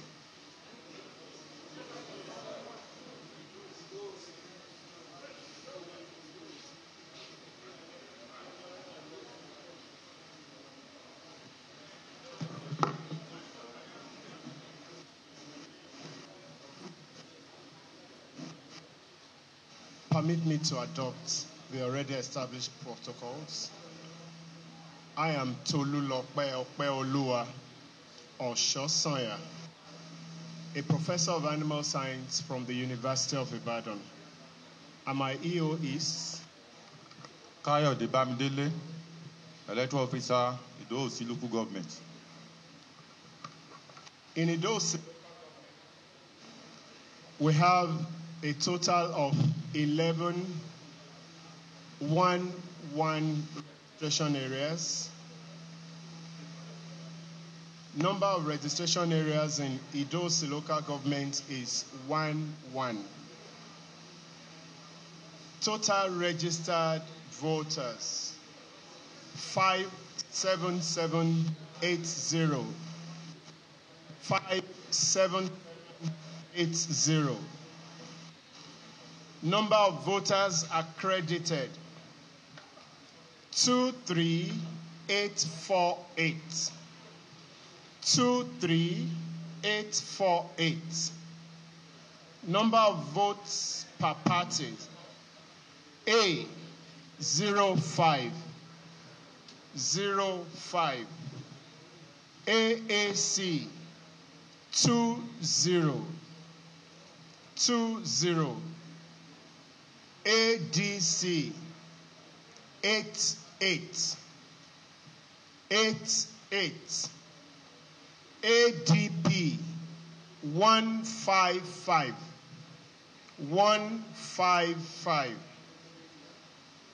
APC 10321. 10321. APGA 20. APM 11. APP 107. LP 10. NNPP 52. NRM 31. PDP 2871. PRP 72. SDP 9489. YPP 32. ZLP 21. Total valid votes 23305. 23305. Rejected votes 541. Total votes cast 23846. 23846. No record of cancellation. However, we have a record of physically challenged that came to vote. And they were in Ward 08, which is Orin Ora Ward. Visually impaired, stroke blind, 03. Mobility or physical disability, 02. Hard of hearing / deaf, 01. Total 06. Okay, you recorded it in EC40H. Yes, sir. Okay, thank you. Thank you, have sir. Thank you, Prof.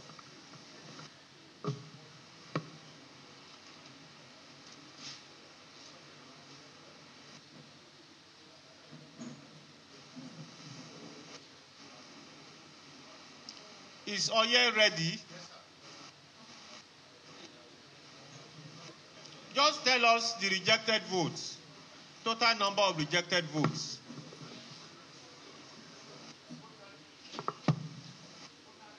Rejected votes. Okay, start afresh. Okay. Afresh.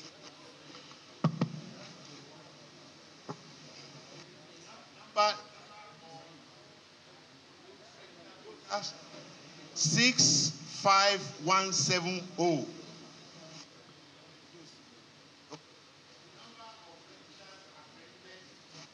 4925.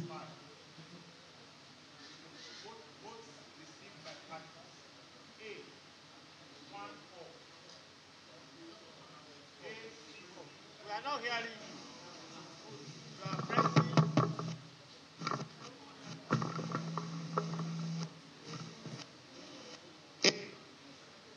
14.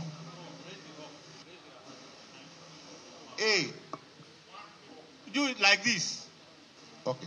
A 14. AAC 34. ADC 83.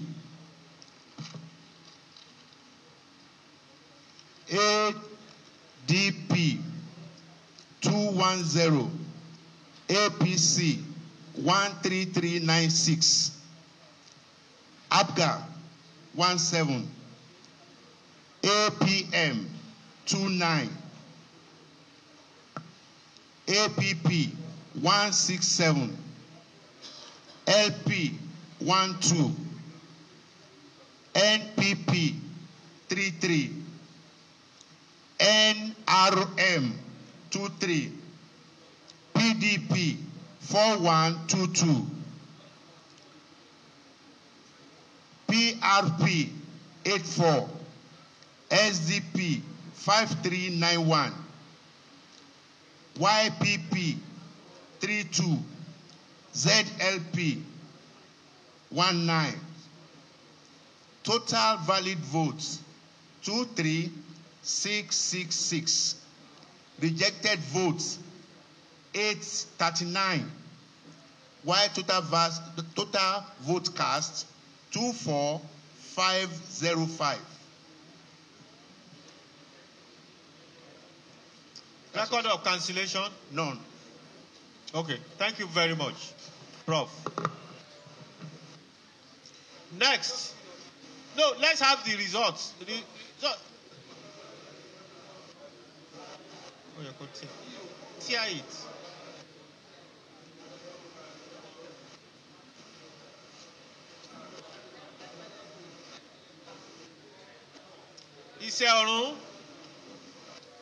Iseorun local government area.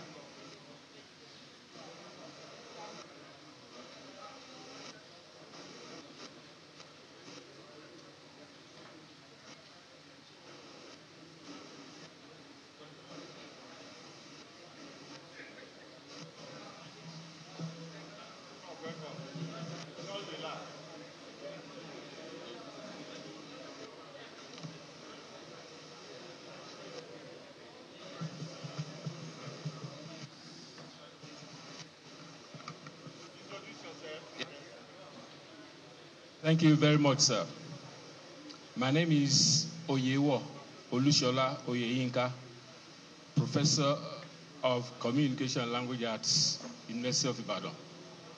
I served as Collation Officer for Iseorun local government. Akomo Temitope Olukumi is my name. I am the Electoral Officer, Iseorun local government. Words in Iseorun local government. The number of registered voters 46712. 46712. Number of accredited voters 17534. 17534. And then we have the distribution of votes according to parties. Party A, 04. 04. Party AAC, 14. 14. Party ADC, 82. 82. Party ADP, 145. 145. Party APC 8074. 8074. Party APGA 22. Party APM 18. Party APP 126. 126. Party NNPP 07. 07. Party NRM 58. 58. Party what's that? PDP. Party PDP. No, I've said NNPP before. I've said NR. Party PDP I've said NRM before. Party NRM 1515. Party PDP 2. What of NMPP? I said that earlier on, sir. 58. NRM 15. Okay. Sorry, sir. PP 2588. 2588. Party PRP 60. 60. Party SDP 5909. 5909. Party YPP 3838. Party ZLP 1919. Total valid votes 17179. 17179. Rejected votes 297. 297. Total number of votes cast 17476. 17476. Any record of cancellations? None. We have 2 cases of PWD. Yes. Just 2. Just 2 cases. Thank you very much. Thank you very much, Prof. Check from the board, please. Thank you very much. Can we have the results? We are the ones that can order somebody to not Next is Ekiti. Ekiti. This is person coming is the coordinator of the collation officers. Can we clap for him? He's the coordinator of the collation officers.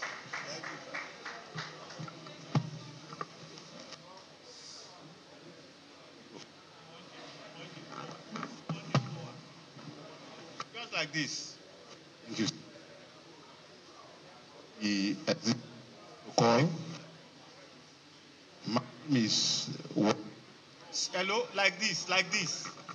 My name is Wole Michael Olatokun, Professor of Information Science, University of Ibadan. And my EA is. My name is Akinyemi Shamsuddin. The electoral officer, Ado Local Government. Akinyemi Shamsuddin is my name. So I was the collation officer of Ado Ekiti. There were 13 registration areas. The number of registered voters is 179088. 179088. Number of accredited voters 50592. 50592. Then the votes received by each of the political parties, they are as follows. A 49. AAC 67. ADC 415.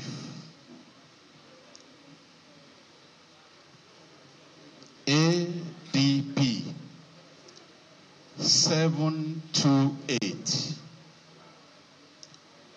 APC 23831. I repeat, APC 23831. 831. APGA 70. APM 62. APP 448. LP 47. NNPP 83. NRM 58. PDP 7575. PRP 141. SDP 15214.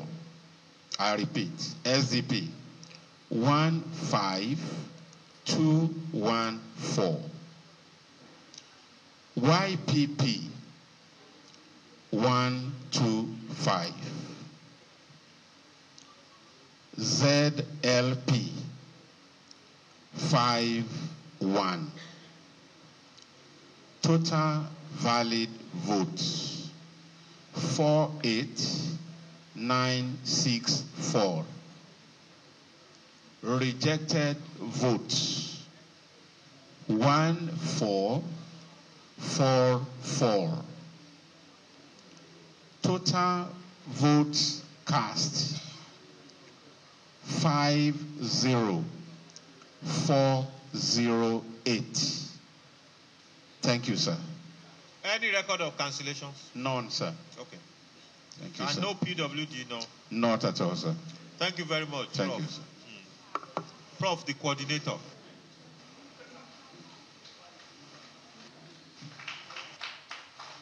Ikole local government. Ikole local government.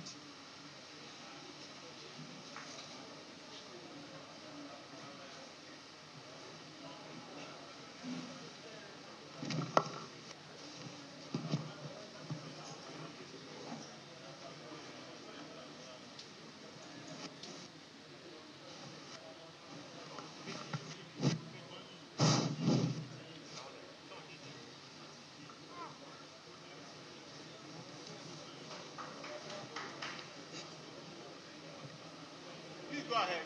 Good. Hello? Just like this. Good morning.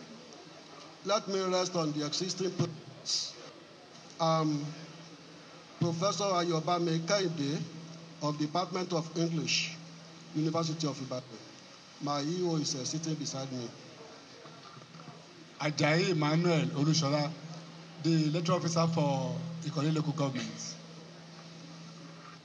I hereby say that I served as collation officer for Ikole Local Government Council with 12 registration areas. The number of start voters is 71690. 71690. Number of accredited voters 30403. 30403. Now I go to the votes got by each party, and they are as follows. A 11. A 11. AAC 34. AAC 34. ADC 114. ADC 114. ADP 484. ADP 484. APC 16417. APC 16417. APGA 33. APGA 33. APM 1919. APM 19. APP 148. APP 148. LP 14. LP 14. NNPP 37. NNPP 37. NRM 20. NRM 2020. PDP 6266. PDP 6266. PRP 88. PRP 88. SDP 5736. SDP 5736. YPP 47. YPP 47. ZLP 13. ZLP 13. Total valid votes 29481. Total valid votes 29481. Rejected votes 789. Rejected votes 789. Total vote cast 30270. Total votes cast 30270. There are 11 PWD voters, people with a disability, cutting across visually impaired, 5, mobility stroke physical disability, 5, hard of hearing, 1, totaling 11. There is no case of cancellation. Thank you, sirs and madams. Did he mention rejected votes? You have rejected votes 789. Okay. 789. Okay. Thank you very much, Prof. Any record of cancellation? No cancellation. Can we have the results? We are still expecting the results from 2 local government areas. They are now in Adogboyin and Ekiti East. I'm sure they will be here in a few minutes. So please let us be patient.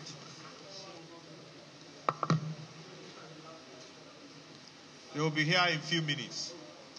So you can use the 2-3 minutes to stretch your legs. Yeah, but you will need to come in. But you may not go out. Just stretch your legs.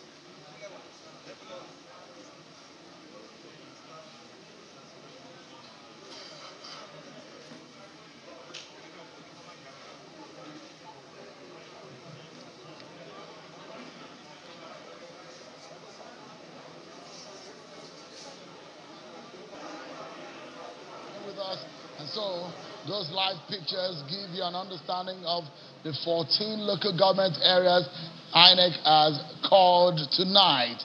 We'll go over those figures for you, the ones that we know, the ones we are following, what the total picture is coming to. Out of the 16 local government areas of Ekiti State were elections held in over 2006. How many local government now?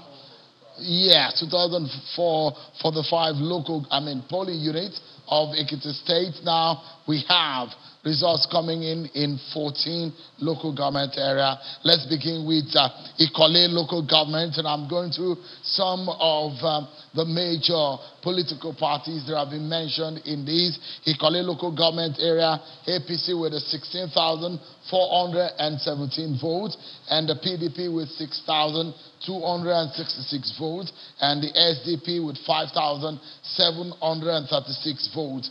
And Ado-Ekiti local government area, APC with 23,831 votes, PDP with 7,575 votes, SDP with 15,214 votes.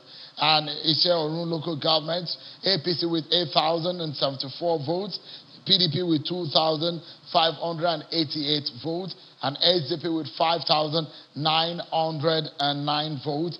Idosi local government area, APC with 10,321 votes, PDP with 2,871 votes, and SDP with 9,489 votes. And if you go to Oye local government area, with APC 13,396 votes, PDP with 4,122 votes, SDP with 5,309 votes. And if you look at Biodun local government area, APC with 13,125 votes, PDP with 4,712 votes, and SDP with 5,010 votes.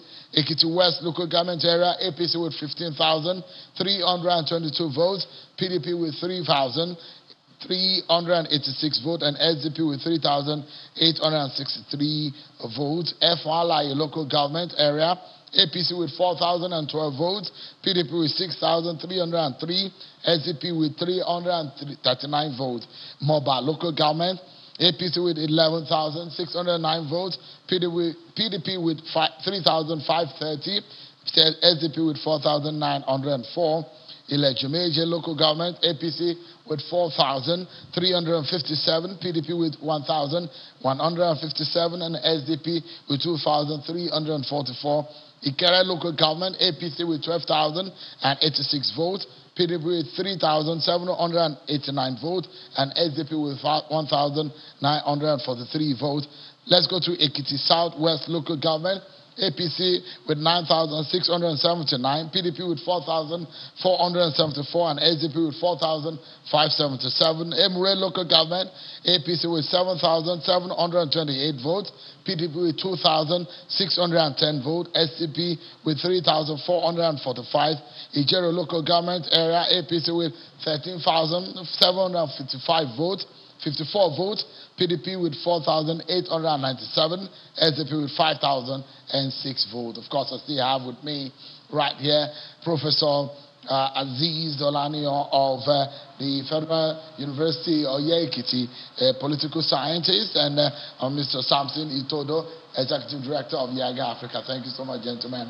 It's been a long night, rolling into the early hours of the day, but what we can see, of course, is what has become a three-horse race as we have projected. Now we have this close to what we projected or what we've seen so far, with the APC candidate on an obvious lead, with so far the result that have been called and announced by INEC, and the PDP candidates with that margin, and followed closely by the SDP candidates.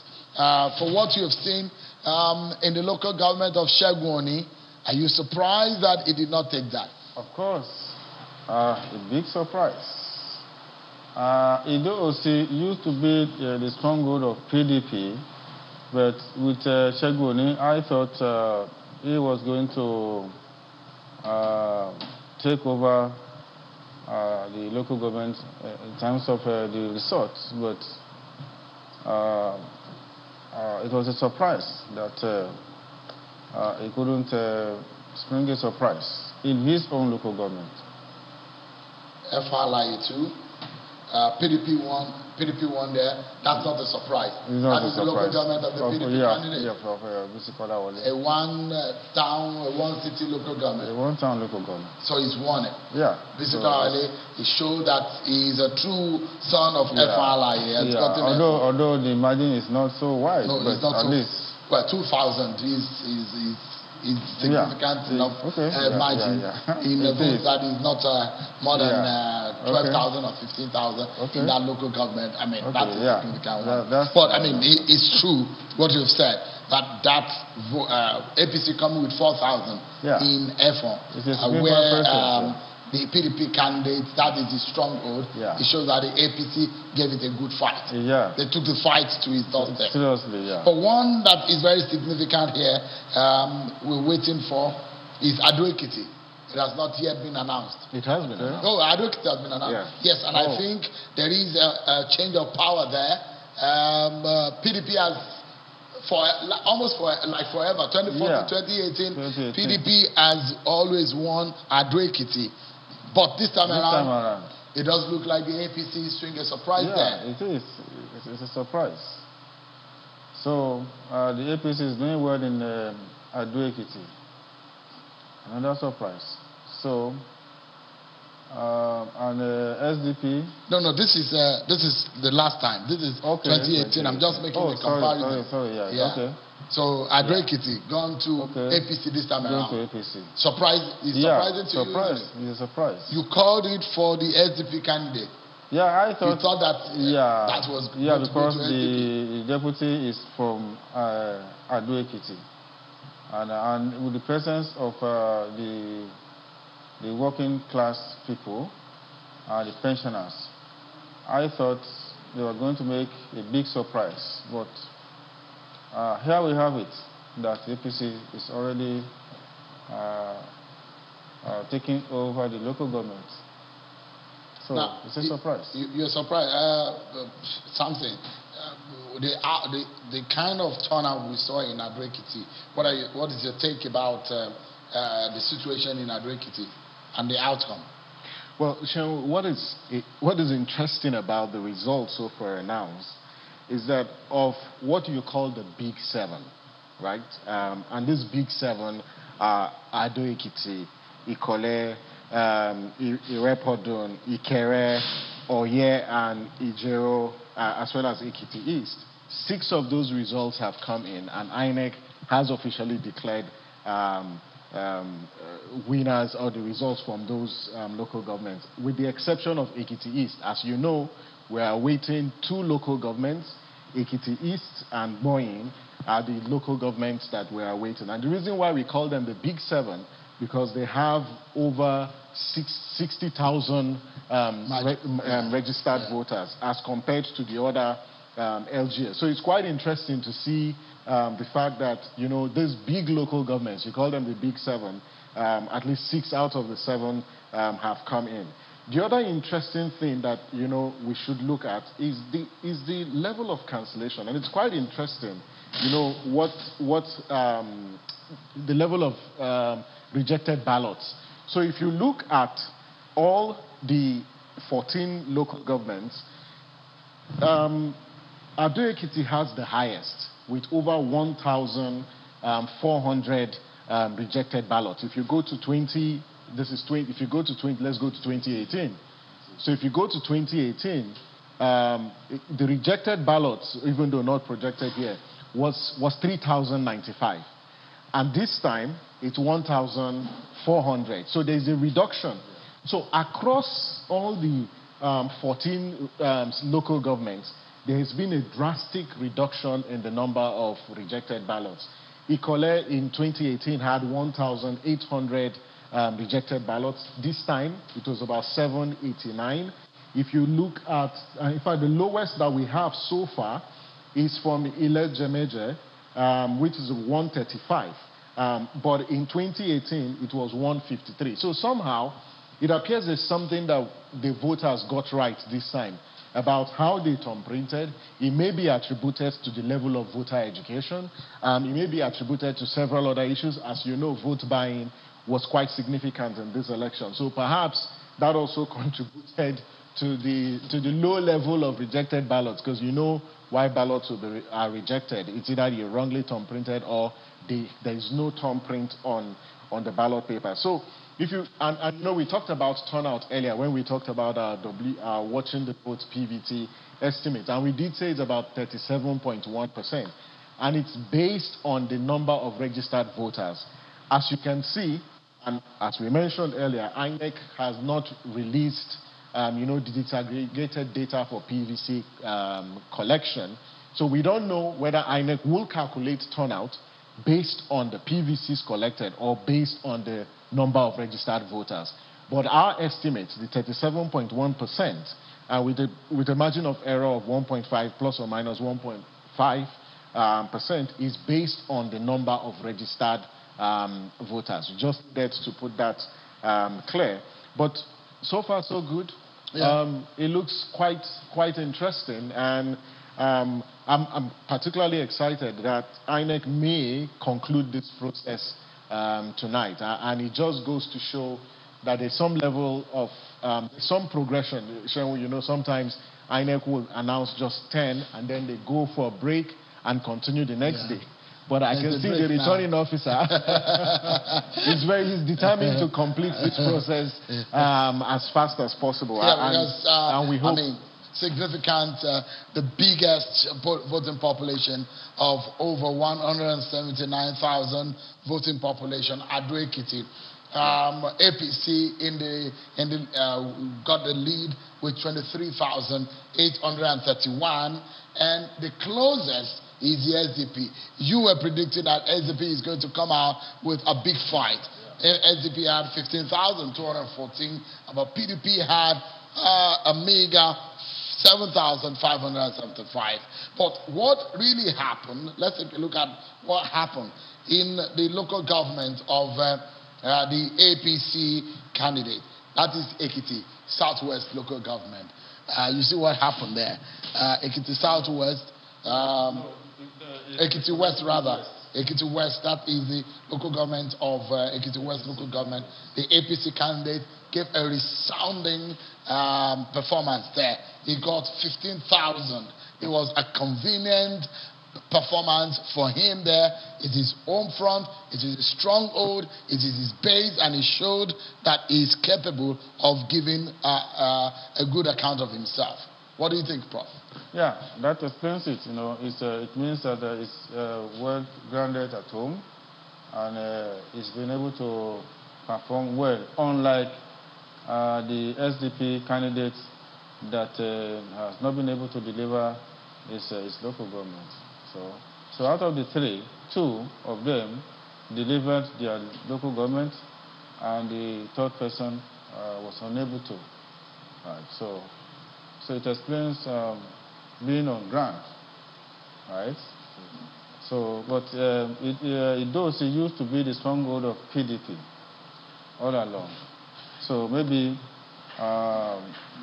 if you calculate the votes of PDP and SDP in Idosi, you know, I think it gets closer to the votes for the APC. So I think that's a kind of the fact that Segun Oni, you know, moved from PDP. So he was able to take some of the members of PDP to SDP, right? So you know what I find particularly interesting about this results already declared? All the flashpoints of violence that was identified by both Yiga Africa, other civil society organizations, including security agencies, is interesting that there were no cancellations in those local governments. So you look at F1. F1 was one of the flashpoints of violence for this election, and there was no cancellation, you know, in F1. The cancellation we saw was Ikere. Yes, Ikere was expected, but it was just one cancellation, and it was due to violence. You look at Ekiti Southeast, where you had ballot box snatching in 2 polling units, just 5 and 6.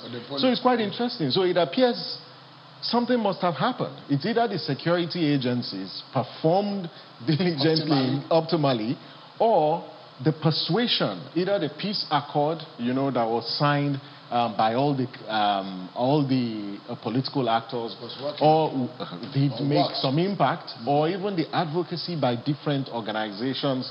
And I think it's something that we should underscore, that, yeah, there were flashpoints of violence, but from the results already announced from those local governments, it appears there were no cancellations. And what we also celebrate, and I think this is the first time, you know, INEC is announcing the numbers of persons with disability, you know, that came out to vote at the election. And it's a function of the guidelines, because the guidelines says that announcement can be made. So it shows that, yeah, to a large extent, we're becoming more inclusive in our electoral process. But what I find, you know, perhaps a bit concerning is that in some of the local governments, they didn't have any figures.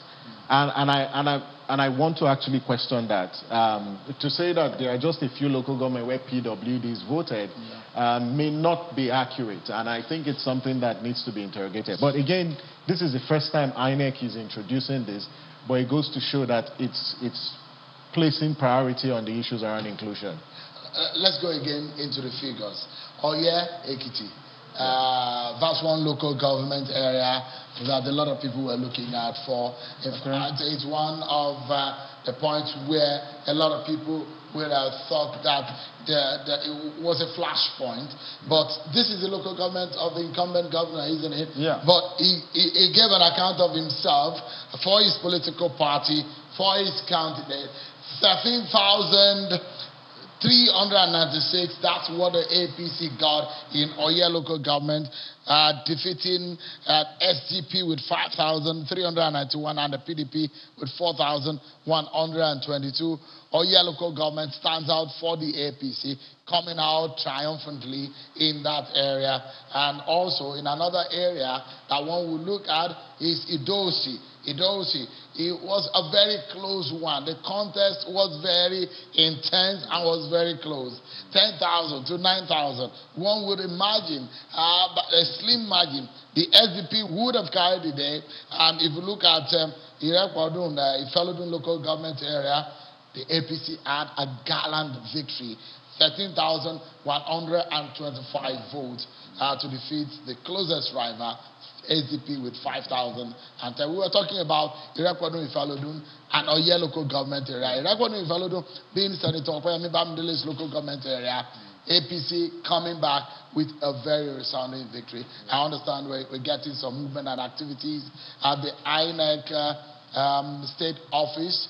And of course, let's get a sense of what is happening. Live pictures coming through from the INEC office. Perhaps we're returning to the announcement of the results.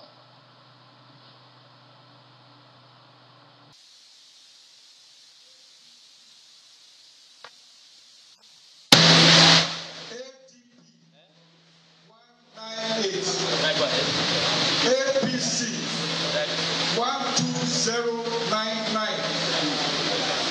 Abga 025. APN 017. APP 147. LP 013. NNPP 030. NRM 029. PDP 5230. PRP 045. SDP 4982. YPP 049. ZLP 019. Total valid votes 23065. 23065. Rejected votes 540. Total votes cast 23605. Total votes cast 23605. Thank you very much. Any record of cancellations? No, sir. And no PWD.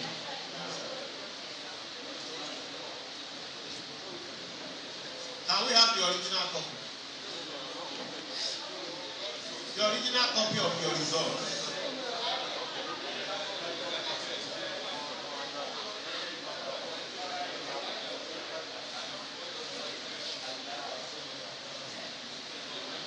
Thank you very much.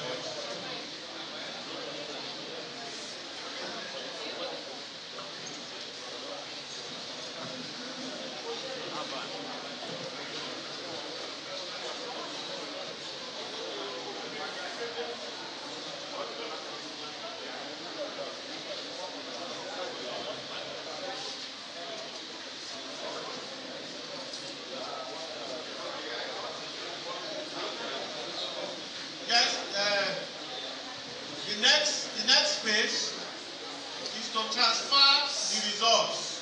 Please listen. Is to transfer the results to EC8E and EC8D. EC8D and EC8E. This is where we are transferring it. You can see it is sealed. Completely sealed. Now I want to go ahead to open it. Should I go ahead and open it? Or leave it permanently like this?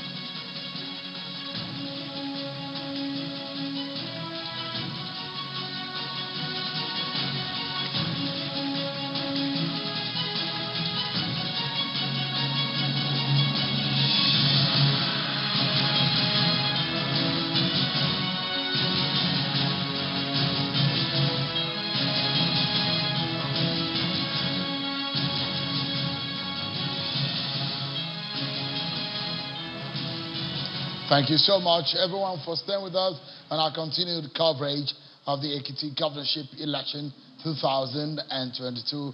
Now being joined by a member of the board of Yaga Africa, Mr. Ezenwa Nwagu. Thank you so much for joining us. Professor Aziz Olania is still with us. Prof, all local governments have now returned, and what usually becomes a very long process of filling the very large form. Ezenwa, you've seen this many times. What do you feel about the whole exercise? 16 local governments, all the 100% of the result now being turned in. We need to underscore the fact that Ekiti is not that a large state, 16 local governments, 900 plus voters. 2,445 polling units. But more importantly, like we stressed earlier today, if the punctuality index for opening of the polls and all of those things that happen early in the day, if they go seamlessly, then the outcome we get is what we're seeing. And we're happy that for the first time we didn't have this perennial issue of logistic challenges and that we normally face. So we're reaping from early starts, punctuality, and dedicated officials. We saw trained corps members who were handling the beavers as easily as the like trained people that they are, and that has played out in perhaps the conclusion that we are seeing. And INEC will be popping champagne, if you like, tonight. Absolutely. And this is perhaps the earliest. It's never happened that any governorship election will be announced, not only in Ekiti State, but in several other states of the Federation, where you have a governorship election at almost 1 a.m. The following day, and the winner is almost determined and known. And usually what you see is 24 hours later before you get to know. In Ekiti State, it happens that almost at every point in time. In 2014, I think it rained. In 2018, it rained. I remember all those scenarios, how it rained when the results were being announced. So this time around, I guess it's the only day that we've not seen rainfall on the day that the result is being announced. But then it's interesting that this is coming so early, and the fact that also at this time we're expecting the formal announcement of the winner and who carries the day. Prof. Yeah, it's quite amazing, and I think we have to commend INEC, for the reforms and for improving on their duty. Just like you said, in 2018, I think the result was announced on Sunday afternoon. Sunday at about 1 p.m. Yeah, so today now we are having it earlier, 1 a.m., which is highly commendable. So we have to commend INEC and all the supporting staff. And also 2014, I think, was around 5 a.m. So security agents play very big role in the logistics chain. If they had continued with the parade in the morning before escorting materials to the polling unit, and the activation of the rack centers quite early, and the also materials going straight from INEC to INEC offices, removed this CBN conundrum. And so I think it's something we need to continue to look at. Has that helped? But Ekiti, we must always emphasize, is not that a large state. We are going to the next, that is 30 local governments, with probably riverine areas, hard to reach areas. We had to also put the pressure on INEC to ensure that they replicate all of this. But I told you in the morning, earlier today, that the traditional and moral institutions in Ekiti, bringing in the NURTW, also had very strong impact in getting these materials to get to the polling units early. I was going to point out, in terms of logistics, this is the capital, and this is probably the farthest, some of the farthest to the capital, and perhaps these areas also. I understand also this area is also far. This is about almost 2.5 hours to the capital. This is almost about 3 hours to the capital. This is, in fact, one of the farthest to. Prof can tell us, the terrain better. Yeah, sure. Yeah. So, in terms of logistics, for us to have seen the results coming this early, if these results are coming from all of the 16 local government areas, and we've seen Bonyi and Ekiti East local government results that have been announced, I think is a tremendous work that is coming. If the votes coming early, and the collation and sorting are concluded early, and the collation at the world centers have been concluded, then we will see the movement towards the capital. Yeah. What can you tell us about the distance between all of these areas? Well, the farthest is Ekiti East.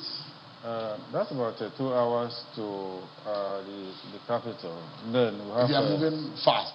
Yeah. Some will say almost 3 hours. No, it's not. That's about 2 hours, or 2.5 hours. Then Moba, at the other side to the capital, about, let's say, around 2 hours too. So, but generally, you know, these are the places where you will imagine Bonyi also. I mean, over an hour drive to Ekiti, isn't it? Bonyi is not up to just the next. What about Emure? Emure. Emure is also a bit a distance. Emure. Emure after Ise. After Ise, it's about nearly 1.5 hours. 1.5 hours, right? So I think it's generally commendable because just like you said, in 2018, you know, we had the election be concluded the second day in the afternoon. But so I think it has to do with the reforms and then with general improvements on the part of INEC and all the supporting staff, including the security operatives too. So because I understand that. Sorry, apologies, Professor. Okay. I understand that we're seeing some movement and some activities there, right there, and Ekiti at the INEC office. Let's cross back to, let's hear. Maybe the final results are going to be announced now.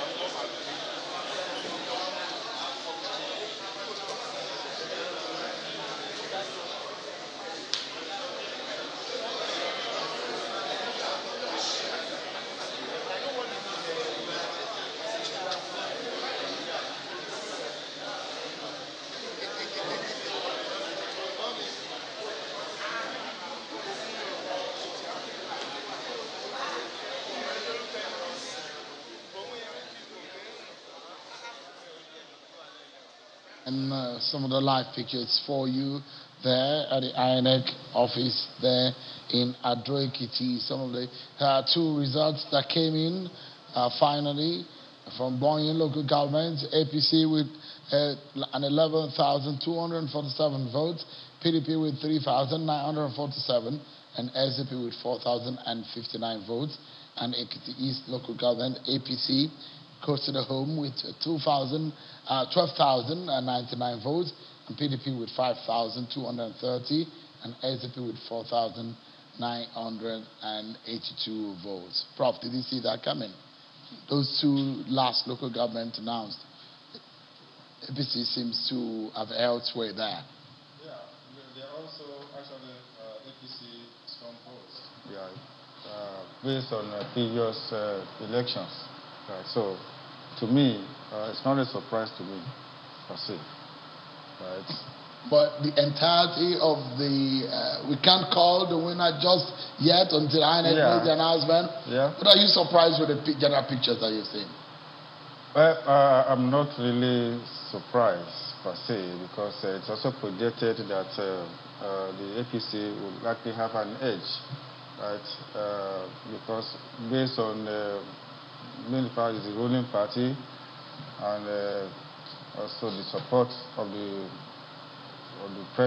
central government, and also the effect, also maybe the effect of Tinubu also, you know, also have people, because he came to the States about 3 or 4 days ago for the mega rally, and so you can see the turnout.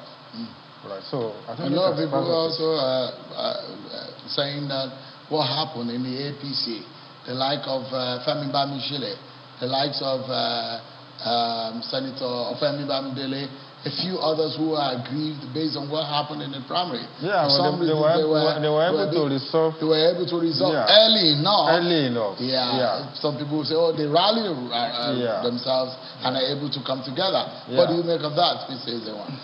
Well, I think that the pattern for Ekiti does not really support Prof's argument that we're expecting that the APC will carry the day, especially when you look back and know that you don't get it back to back.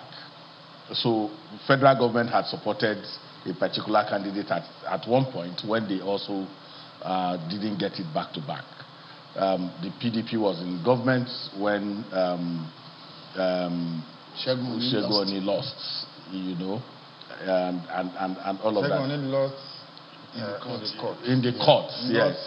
Yes, but even at that time, we knew that you couldn't lose in the courts ordinarily because the federal government was backing you and all the rest of it. But all of that said, I think that what has played out is that, especially when I watched the town hall meeting, I didn't see that kind of contest that we saw in 2018.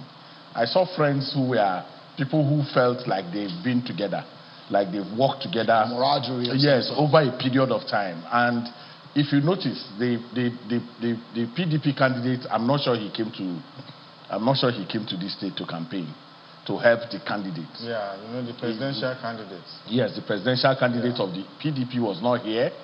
And what played out in Abuja may have had implications because the Ekiti votes, the complete Ekiti votes did not go to the PDP candidate. And so, like you said, they probably were not able to resolve those issues at that level. It has its own consequence. Whereas the APC candidate came here, campaigned, and emboldened and energized the campaign of his own candidate. And for sure, two things, one can also deduce from what happened in the camp of the SDP and that of the PDP. The PDP, for example, has not had his house together.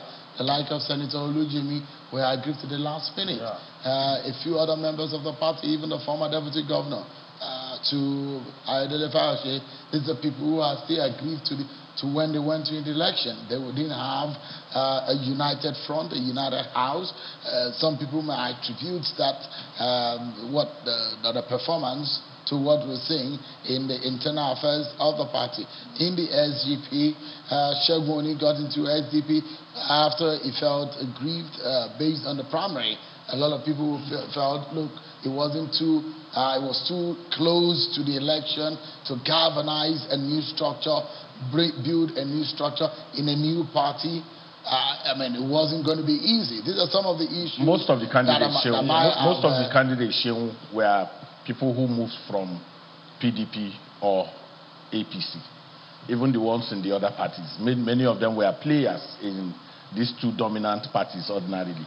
So if you look at that, it raises question about the fluidity of movement in our parties. You are PDP in the morning, in the evening you have become APC, or in the evening of the same next day you have gone to another party and you become candidate of those parties. It does not help in terms of building the structures that can galvanize. So parties are just simply used as vehicles, to power, rather than instruments that can organize members and get them to work in an ideological sense. But it does look to me that Segun Oni going to the SDP for some reason raised the popularity of that party, brought it back into. So let's hope that he will stay in SDP and build the SDP. But in the next few days, you may see him going back Even to the SDP had some issues. because there were, contestation about the leadership of the SDP going into the election. Yeah. So there are issues in the different political parties. Perhaps you might see some level of stability in the APC at some point, which may be a factor that has helped them thus far, isn't it? Losing creates orphans. Winning has many children. So at the end of the day, if the APC wins, is likely going to be most Nigerian politicians are not very good with opposition. There is likely going to be that shift and movement. But we are hoping and praying that there is some going to be one day when somebody can build these parties and turn them into real political parties rather than vote-catching machines that they have become. Well, that will be, we will all be happy about it because generally, Nigerian political system is devoid of ideology. So people are just looking for platform to actualize their political aspirations. Right? In 2018, there was SDP, but the vote of SDP in 2018 was negligible. Yes. But now that Segun Oni came, so the only surprise I had, which I had told Segun, is that of Ado results. I was expecting a better performance from the SDP. Right. Because in 2018, the PDP defeated APC in Ado Ekiti by over 10,000 votes. Yes. Yeah, about 10,000 votes. Yeah. So this is the first time that. So, Prof, is it possible you interpret what may have happened? What may have happened? Yes, because the APC candidate is also rooted here in terms of family affiliations and the rest of them. There's this sentiment about him that he was born in Ekiti State, he was educated in Ekiti State. And where is his wife from? He's from Ado Ekiti. So family affiliations may have played a role. He attended the state university. He worked in the state university. So and the father is a teacher. He's a teacher. And the mother is a trader. So he has moved around the state. He attended several primary schools because he was following his parents, his father. His campaign puts him as the homeboy. Yeah, generally. So you see it on all over the billboards. Homeboy. Yeah, I like that. I like the homeboy thing. People are doing I hope it will be another campaign slogan for politicians when they go and say, "Oh, homeboy." No, but there's a reason why that has to come. Absolutely. Because ordinarily, why should you? All the contestants are Ekiti people, so why would anyone? Even the SDP are their diasporans? The SDP had its deputy from Ado Ekiti. Yes. Yet he was unable to, But which family? I understand. He's from Odoado. Okay, what about the wife of the candidate? The wife of the candidate, I understand, is from the palace. So that's another factor. And also, it may have. It may not have and also the issue of structure, and also war chest, right? So we also have to factor those ones into the analysis. Those who have lost before had war chests. But the war chest aspect, it's a big factor. It's a big factor. It's a big factor. Yeah, because the SDP could not have mustered enough more than the ruling party. I came to work here. I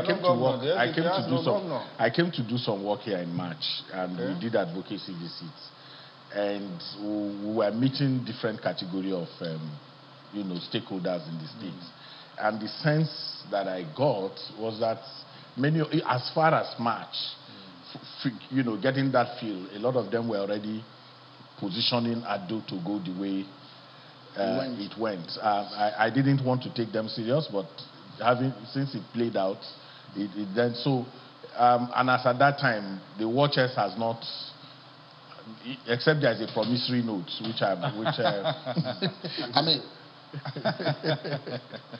One thing that is significant for me is Segun Oni. It may have come out as a one-man riot squad, coming at that time of the day in a seemingly less popular political party compared to the APC and the PDP. And in fact, prior to this election, there were those who are giving the permutations that he has a very, very strong chance, well above the PDP, and saying it may go head-to-head with the APC candidate. I think it gave it a very good fight. What do you think? No, absolutely. I was in another platform where they were talking about the strong men of these political parties. And I said, look, this man is a former governor. You can't take it away from him. And the issues around gratuities, payment of pensions, and all those things, they rate him very high in terms of how he handled all of those issues. So one would have thought ordinarily that, like Prof said earlier, that the bureaucracy here will be tilted towards him. But again, you know that there are issues around reforms. Sometimes the APC government that is going to hand over, it was already doing some reforms in the bureaucracy. And maybe those reforms also have paid up in the way that, because the town hall opened everyone's eye, because there was even now a definition of pension and gratuity. And they are saying, we pay pension, what we may not have cleared is the gratuity. And the gratuity, we are not the ones we inherited. So all of those issues. But at the end of the day, we're excited that every candidate in this election, especially the three horse that we predicted, they gave a good account of themselves. All right, I must sincerely thank Professor Aziz Alania. It's been a long one. I've kept you far longer than I expected. But thank you, Prof. We'll take a break, and when we come back, of course, we get another face and another voice that you'll be hearing right here to join us. Ezon Wawagu remains with us, but we'll be right back. Stay with us, everyone. Our eyes are still on what is happening at the INEC office there in Ekiti. Stay, everyone. We'll be right back.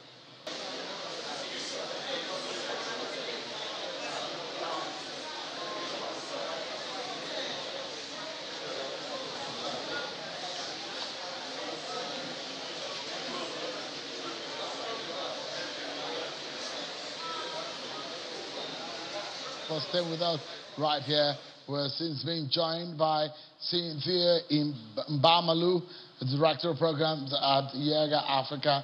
Of course, Mr. Ezenwawagu is still with us. He's the member of the board of Yaga Africa. Thank you so much for staying these early. You're still looking bright and shining, Cynthia. Your face is shiny, your face is showing, and your shoe is also shining. Oh, really? Well, it's elections. Elections always are exciting. So I guess we need to still be shining for democracy. Mr. Nwangu, elections are supposed to be exciting, isn't it? It's a festival. It's a festival. But you've been long in this game. I mean, you're not retiring anytime soon. As far as there's elections. All right. Thank you so much. Some of the jokes that we make behind the cameras, interesting scenarios when you look back at some of the experience that you've had in Bayelsa. That we've had. So don't count yourself out. In Bayelsa, in Rivers, in Kogi, some of the notorious elections, and sometimes you become grateful that you are still alive. You made it through some of those dark moments, covering and monitoring some of these elections. Well, I was coming to Ekiti with a very positive outlook, and that's been honest. I've always said, even when we interacted earlier, I did tell you that my thinking is that we're going to have a less rancorous process than we had in 2018.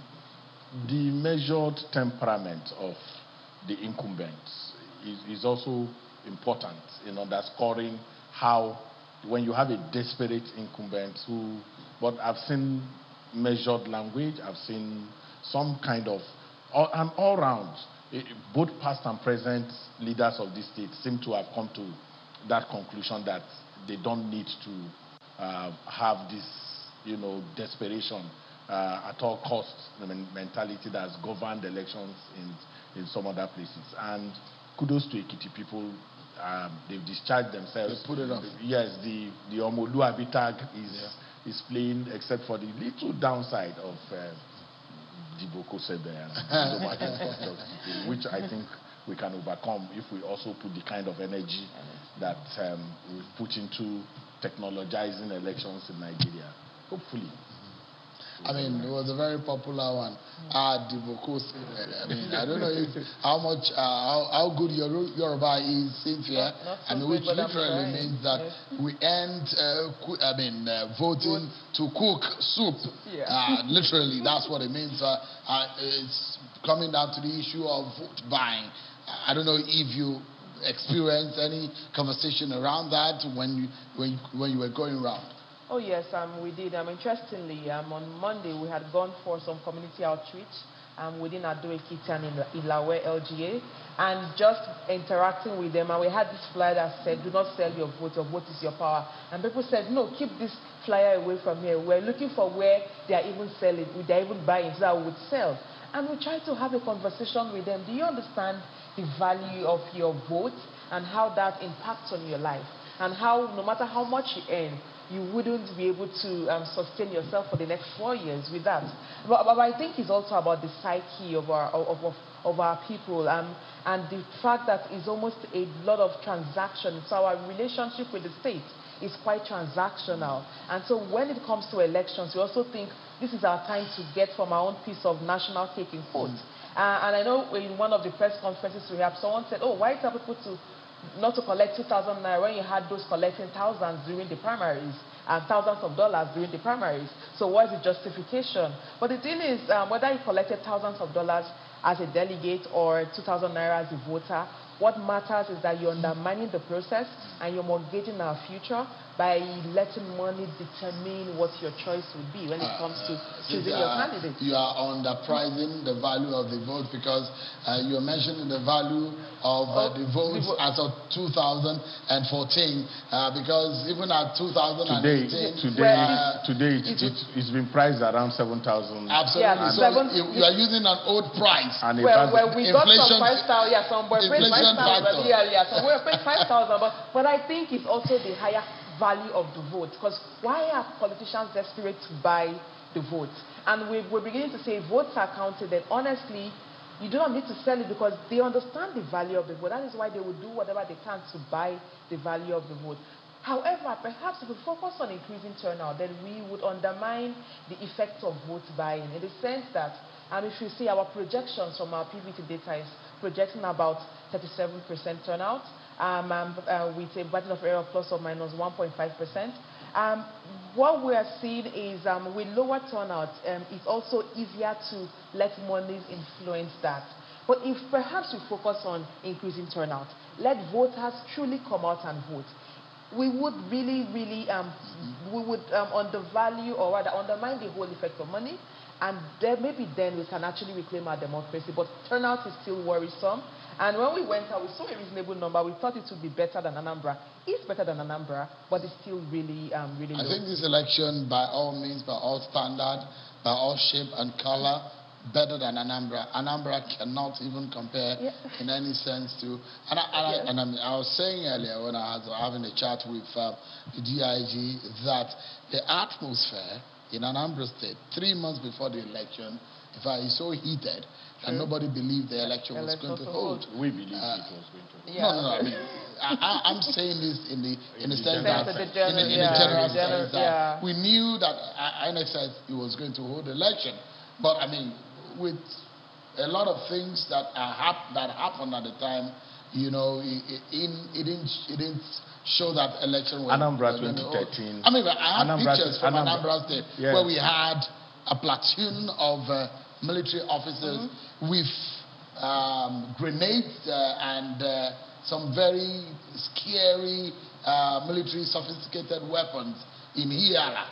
Yeah, and I took the pictures, and people asked me, "Are you sure this is for the election?"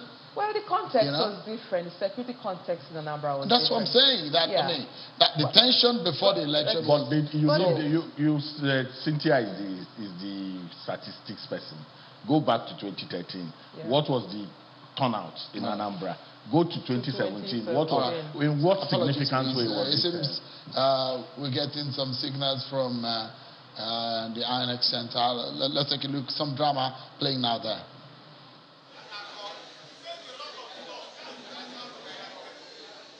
So there's no solution from INEC to curb it. Yeah, to curb it. It's okay. There is no problem.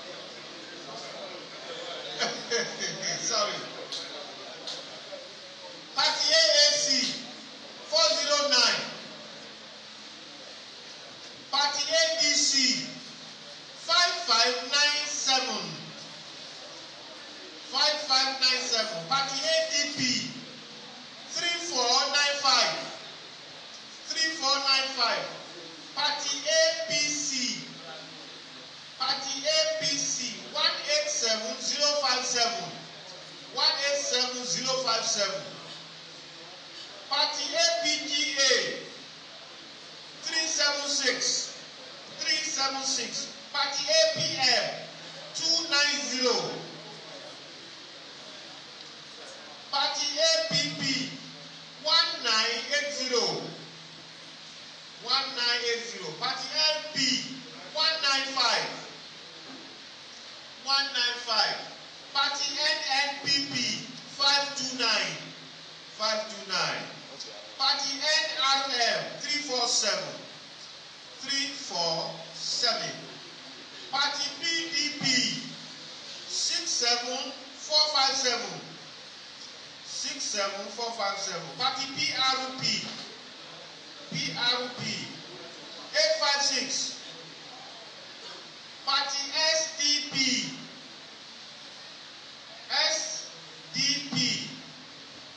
82211 Party YPP 618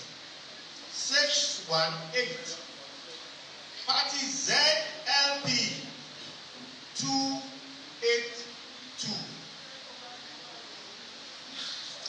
The total valid votes is 351,865. Rejected votes is 8888. Then total votes cast is 360,753. 360,753. Yeah. So the party can now sign. Please help us put it there. Thank you very much. So I think the first party is A. Just look for your column. The column is underneath that document. Party A.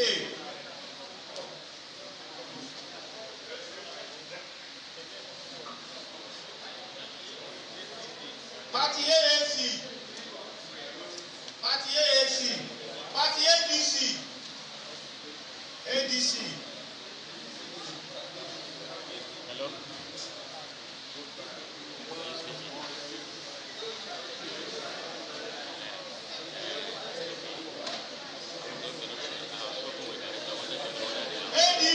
ADP.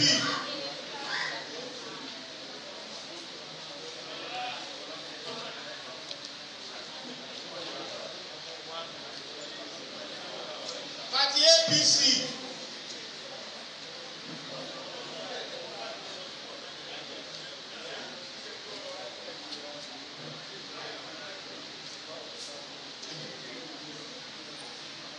Party APGA. APGA. APM. APM. APP.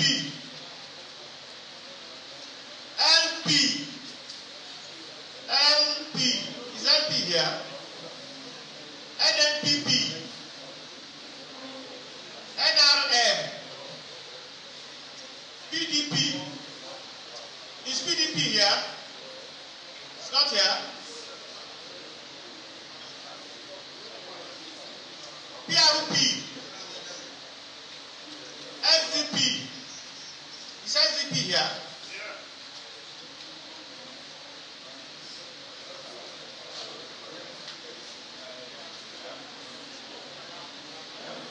Please sign. And then go. If you are not signing, leave.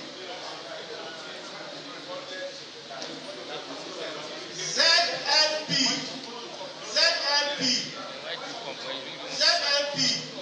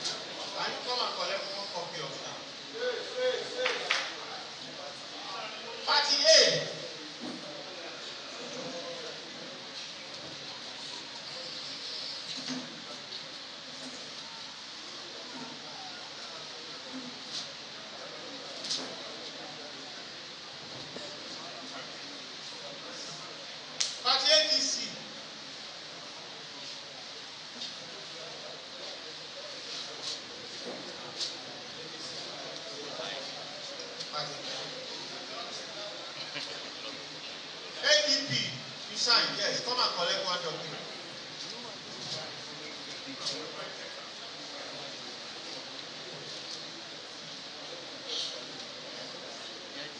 Nobody signed again.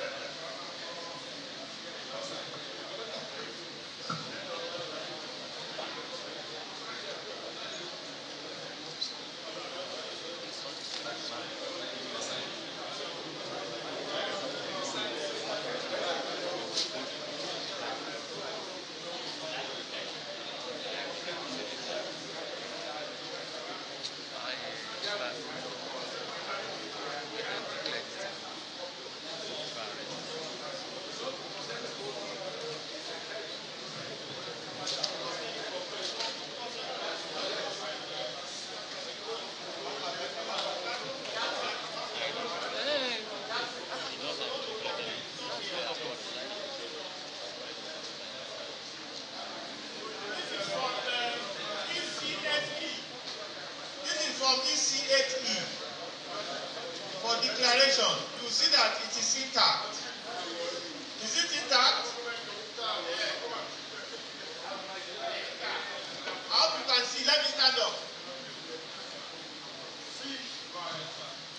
Okay.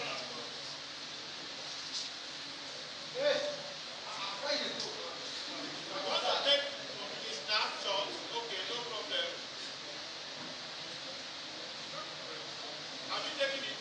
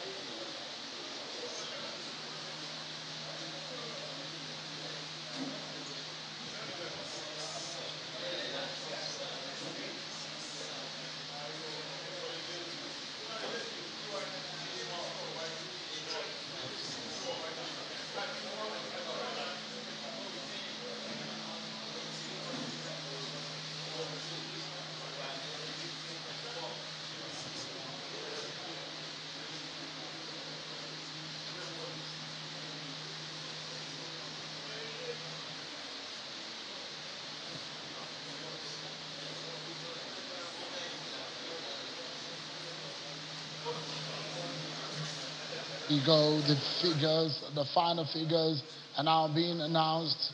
A winner is gradually emerging, and it will finally come from the lips of the chief returning officer for this election. We can tell you that the total number of accredited voters, 363,438 votes, and out of the 989,224 registered voters, in which we had a total valid vote of 351,865 votes, rejected vote 8,888 votes, and total vote cast 360,753. In all of these 360,000 votes, APC garnered 187,057 votes, while SDP came a second with 82,211 votes, and the PDP a third with 67,457 votes. The margin of victory between the APC and the SDP is 104,846. The margin of victory between APC and the PDP is 119,600 votes. That is what we have at the moment, and it's looking like we're coasting to the very final moment as the chief returning officer will be announcing the final result, making the final statement to declare the winner in this election. Things are getting to the final moment for us to know the winner and the next governor of Ekiti State. Samson Itodo now joins me on the set to look at some of these issues that have characterized this election. So far, Samson, we've been able to put together 1,083 results out of the 2,445 results. And if you look at all of this, this is what is giving us in the 3-horse race, not far away from what the result is looking like, Samson. And also, it gives you something, the summary of all of these votes. This is what you get. And if you look at the chart summary, this is what it gives you. A very, very wide margin of lead between the APC and the SDP that came second, and of course the PDP. Yeah. And if you look further, it can also give you a sense of the summary in figures out of what the different political parties are getting. And this also gives you an understanding of one thing significant, which I'm going to come to in a moment. F1. That is something that is consistent in that local government, and this is it. In 2018, this is what we get. F1 won by the PDP, and today also we're seeing the PDP coming out victorious in that local government. That is a local government of the PDP candidate Samson. What the PDP is not able to hold on to is Ado Ekiti, which it has always won in the last 2 election cycles. Samson, what it is been? I think that this calls for deeper reflection for most of the political parties, or if not all the political parties. But what is interesting is that we're actually at this point. 20 hours ago, when this process commenced, there was uncertainty. But here we are with some measure of certainty that in the next couple of minutes, INEC will be declaring a winner of this elections. But you know, Sean, what's particularly interesting is the fact that even on the ERAD, on the dashboard, it's consistent with the trend that INEC has declared, because most of the results that we relied on the ERAD, it's the results posted on the INEC's results viewing portal. And I know people will be wondering, why do you have, like you mentioned earlier, because we have just 1,100, and what happens to the others? Well, the members of the public should know. They should look out on channels and the IGA Africa's handle. We're going to make this data, available to the public after this. So just keep on, stay hooked to our different social media handles, and you get access to this data. This is the place where you get, the data that tells the story. And we're going to ensure that all the polling unit results that are on the IREV portal will be on the dashboard for public access. But Sean, It's been an election. A tremendous one. Well, I mean, this for every reason and every standard, it's a tremendous effort and a landmark victory for the people in terms of the transparency that the ERAD has brought into the fray. Yep. And of course, everyone now knows that you cannot manipulate at the Collation Center. That's right. Because there is a process and a system for people like China's Television and Yaga Africa overlooking the exercise. We now have this process in every election, and the viewers and Nigerians can now keep tabs on the election. Yeah, both home and abroad. Because I've seen messages from people outside Nigeria who've been following these elections and been following channels broadcast,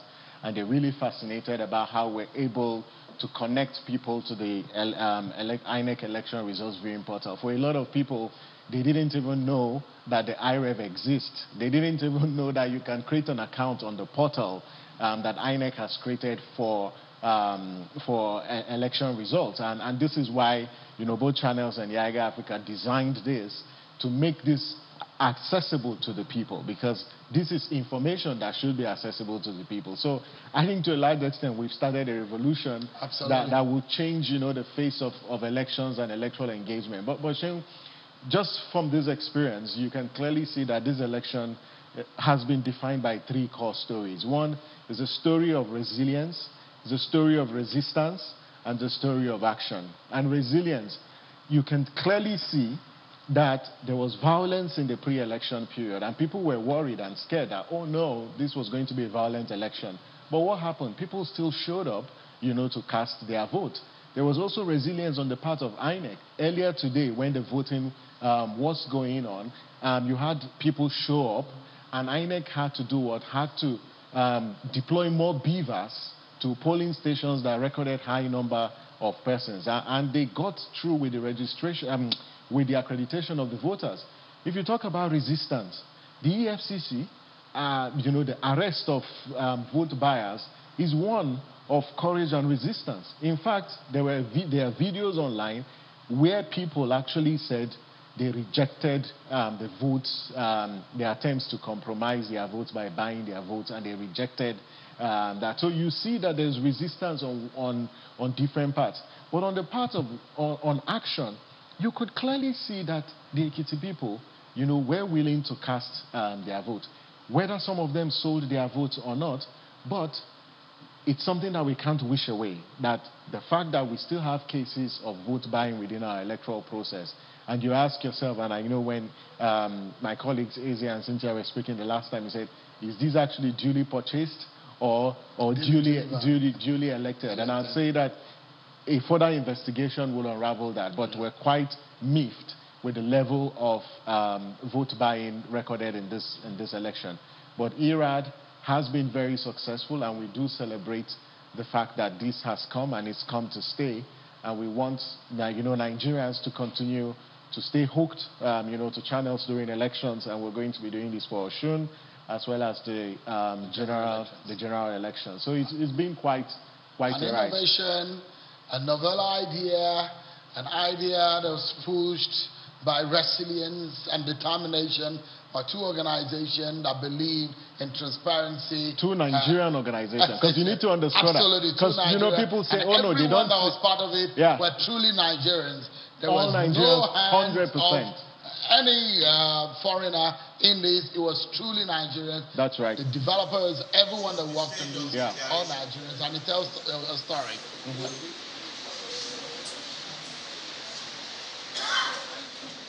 I, Professor Kayode Oyebode Adebowale,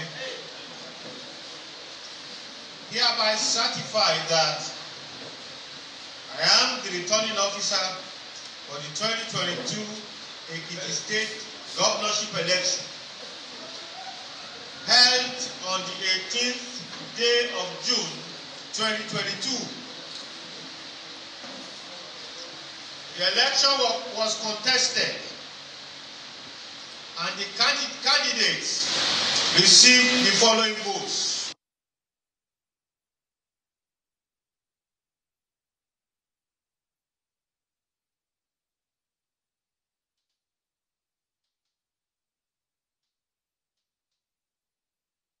total of 166 votes.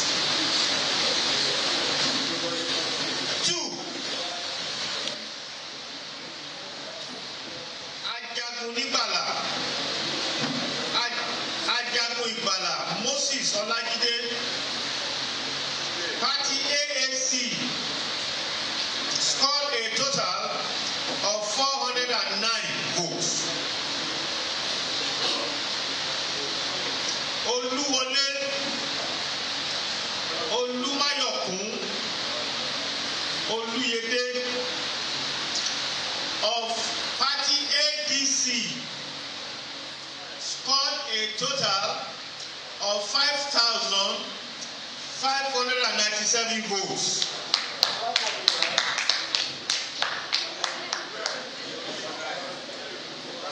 Elepute Hall, Josephine Kenny of Party ADP scored a total of 3,495 votes. Biodun Oyebanji of APC scored a total of 187,057 votes. Benjamin Olufemi Obidoyin of Party APGA scored a total of 376 votes. Fagbemi Peter Adegbero of Party APM scored a total of 290 votes. Adeyinka Ali of Party APP scored a total of 1,980 votes. Daramola Roland Olugbenga of Party LP scored a total of 195 votes. Fatomilola Oladoshu Abiodun of Party NNPP scored a total of 529 votes. Yaniwura Tope Ifedayo scored a total of Party NRM scored a total of 347 votes. Bisi Kolawole of Party PDP scored a total of 67,457 votes. Agbola Olaniyi Ben of Party PRP scored a total of 856 votes. Olusegun Adebayo Oni of Party SDP scored a total of 82,211 votes. Adebowale Oluroti Ajayi of Party YPP scored a total of 618 votes. Adewolu Kolade Akinyemi of Party ZLP scored a total of 282 votes. That Biodun Oyebanji of APC, having satisfied the requirements of the law, is hereby declared winner and is returned elected. Signed by the returning officer. Dated 19th day of June 2022. Thank you very much.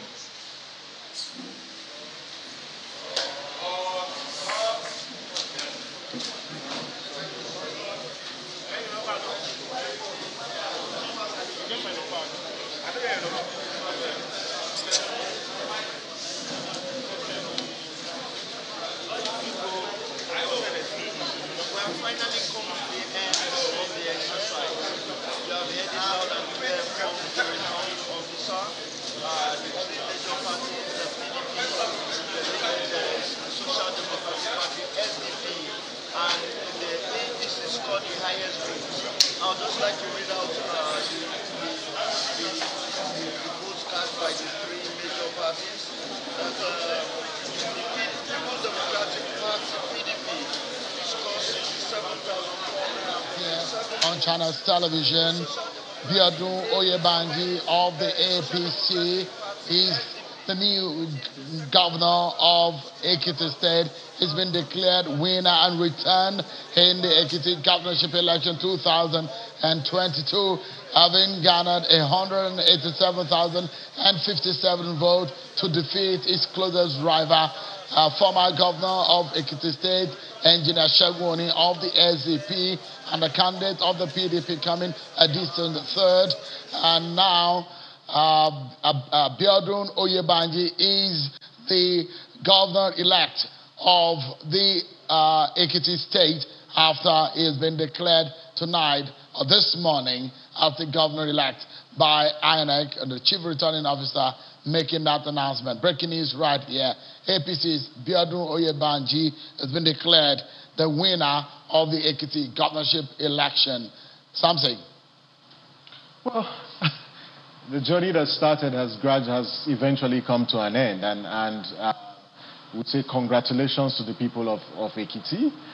For us at the IGA Africa, we will be issuing, our final verdict on this election tomorrow, because having deployed the PVT, we would need to also check and verify that yes, the results declared by INEC are consistent with the data that we have. But we have our data, and so by tomorrow morning we will officially release our PVT data to assess whether this election meets the integrity test. But generally, it's been, a successful one, and congratulations once again to the people of Ekiti. Congratulations, to all the political parties and all the contestants, and also congratulations, to INEC, who actually has improved from the Anambra elections. Again, this is just Ekiti. We have Osun a few weeks away. It's not yet Uhuru. We shouldn't be complacent. We have to consolidate on the gains. Any attempt or by any particular stakeholder, to undermine the process and the preparations for Osun will not be acceptable. But we can't, stop but commend the police, for their professional conduct and their support that they've rendered all through this election. So it's been quite a ride, and congratulations to everyone. There's breaking news right here. We can tell you, Biodun Oyebanji, a 55-year-old Ekiti born, who was the secretary to the government of Ekiti State. He's the winner of the Ekiti Governorship election 2022.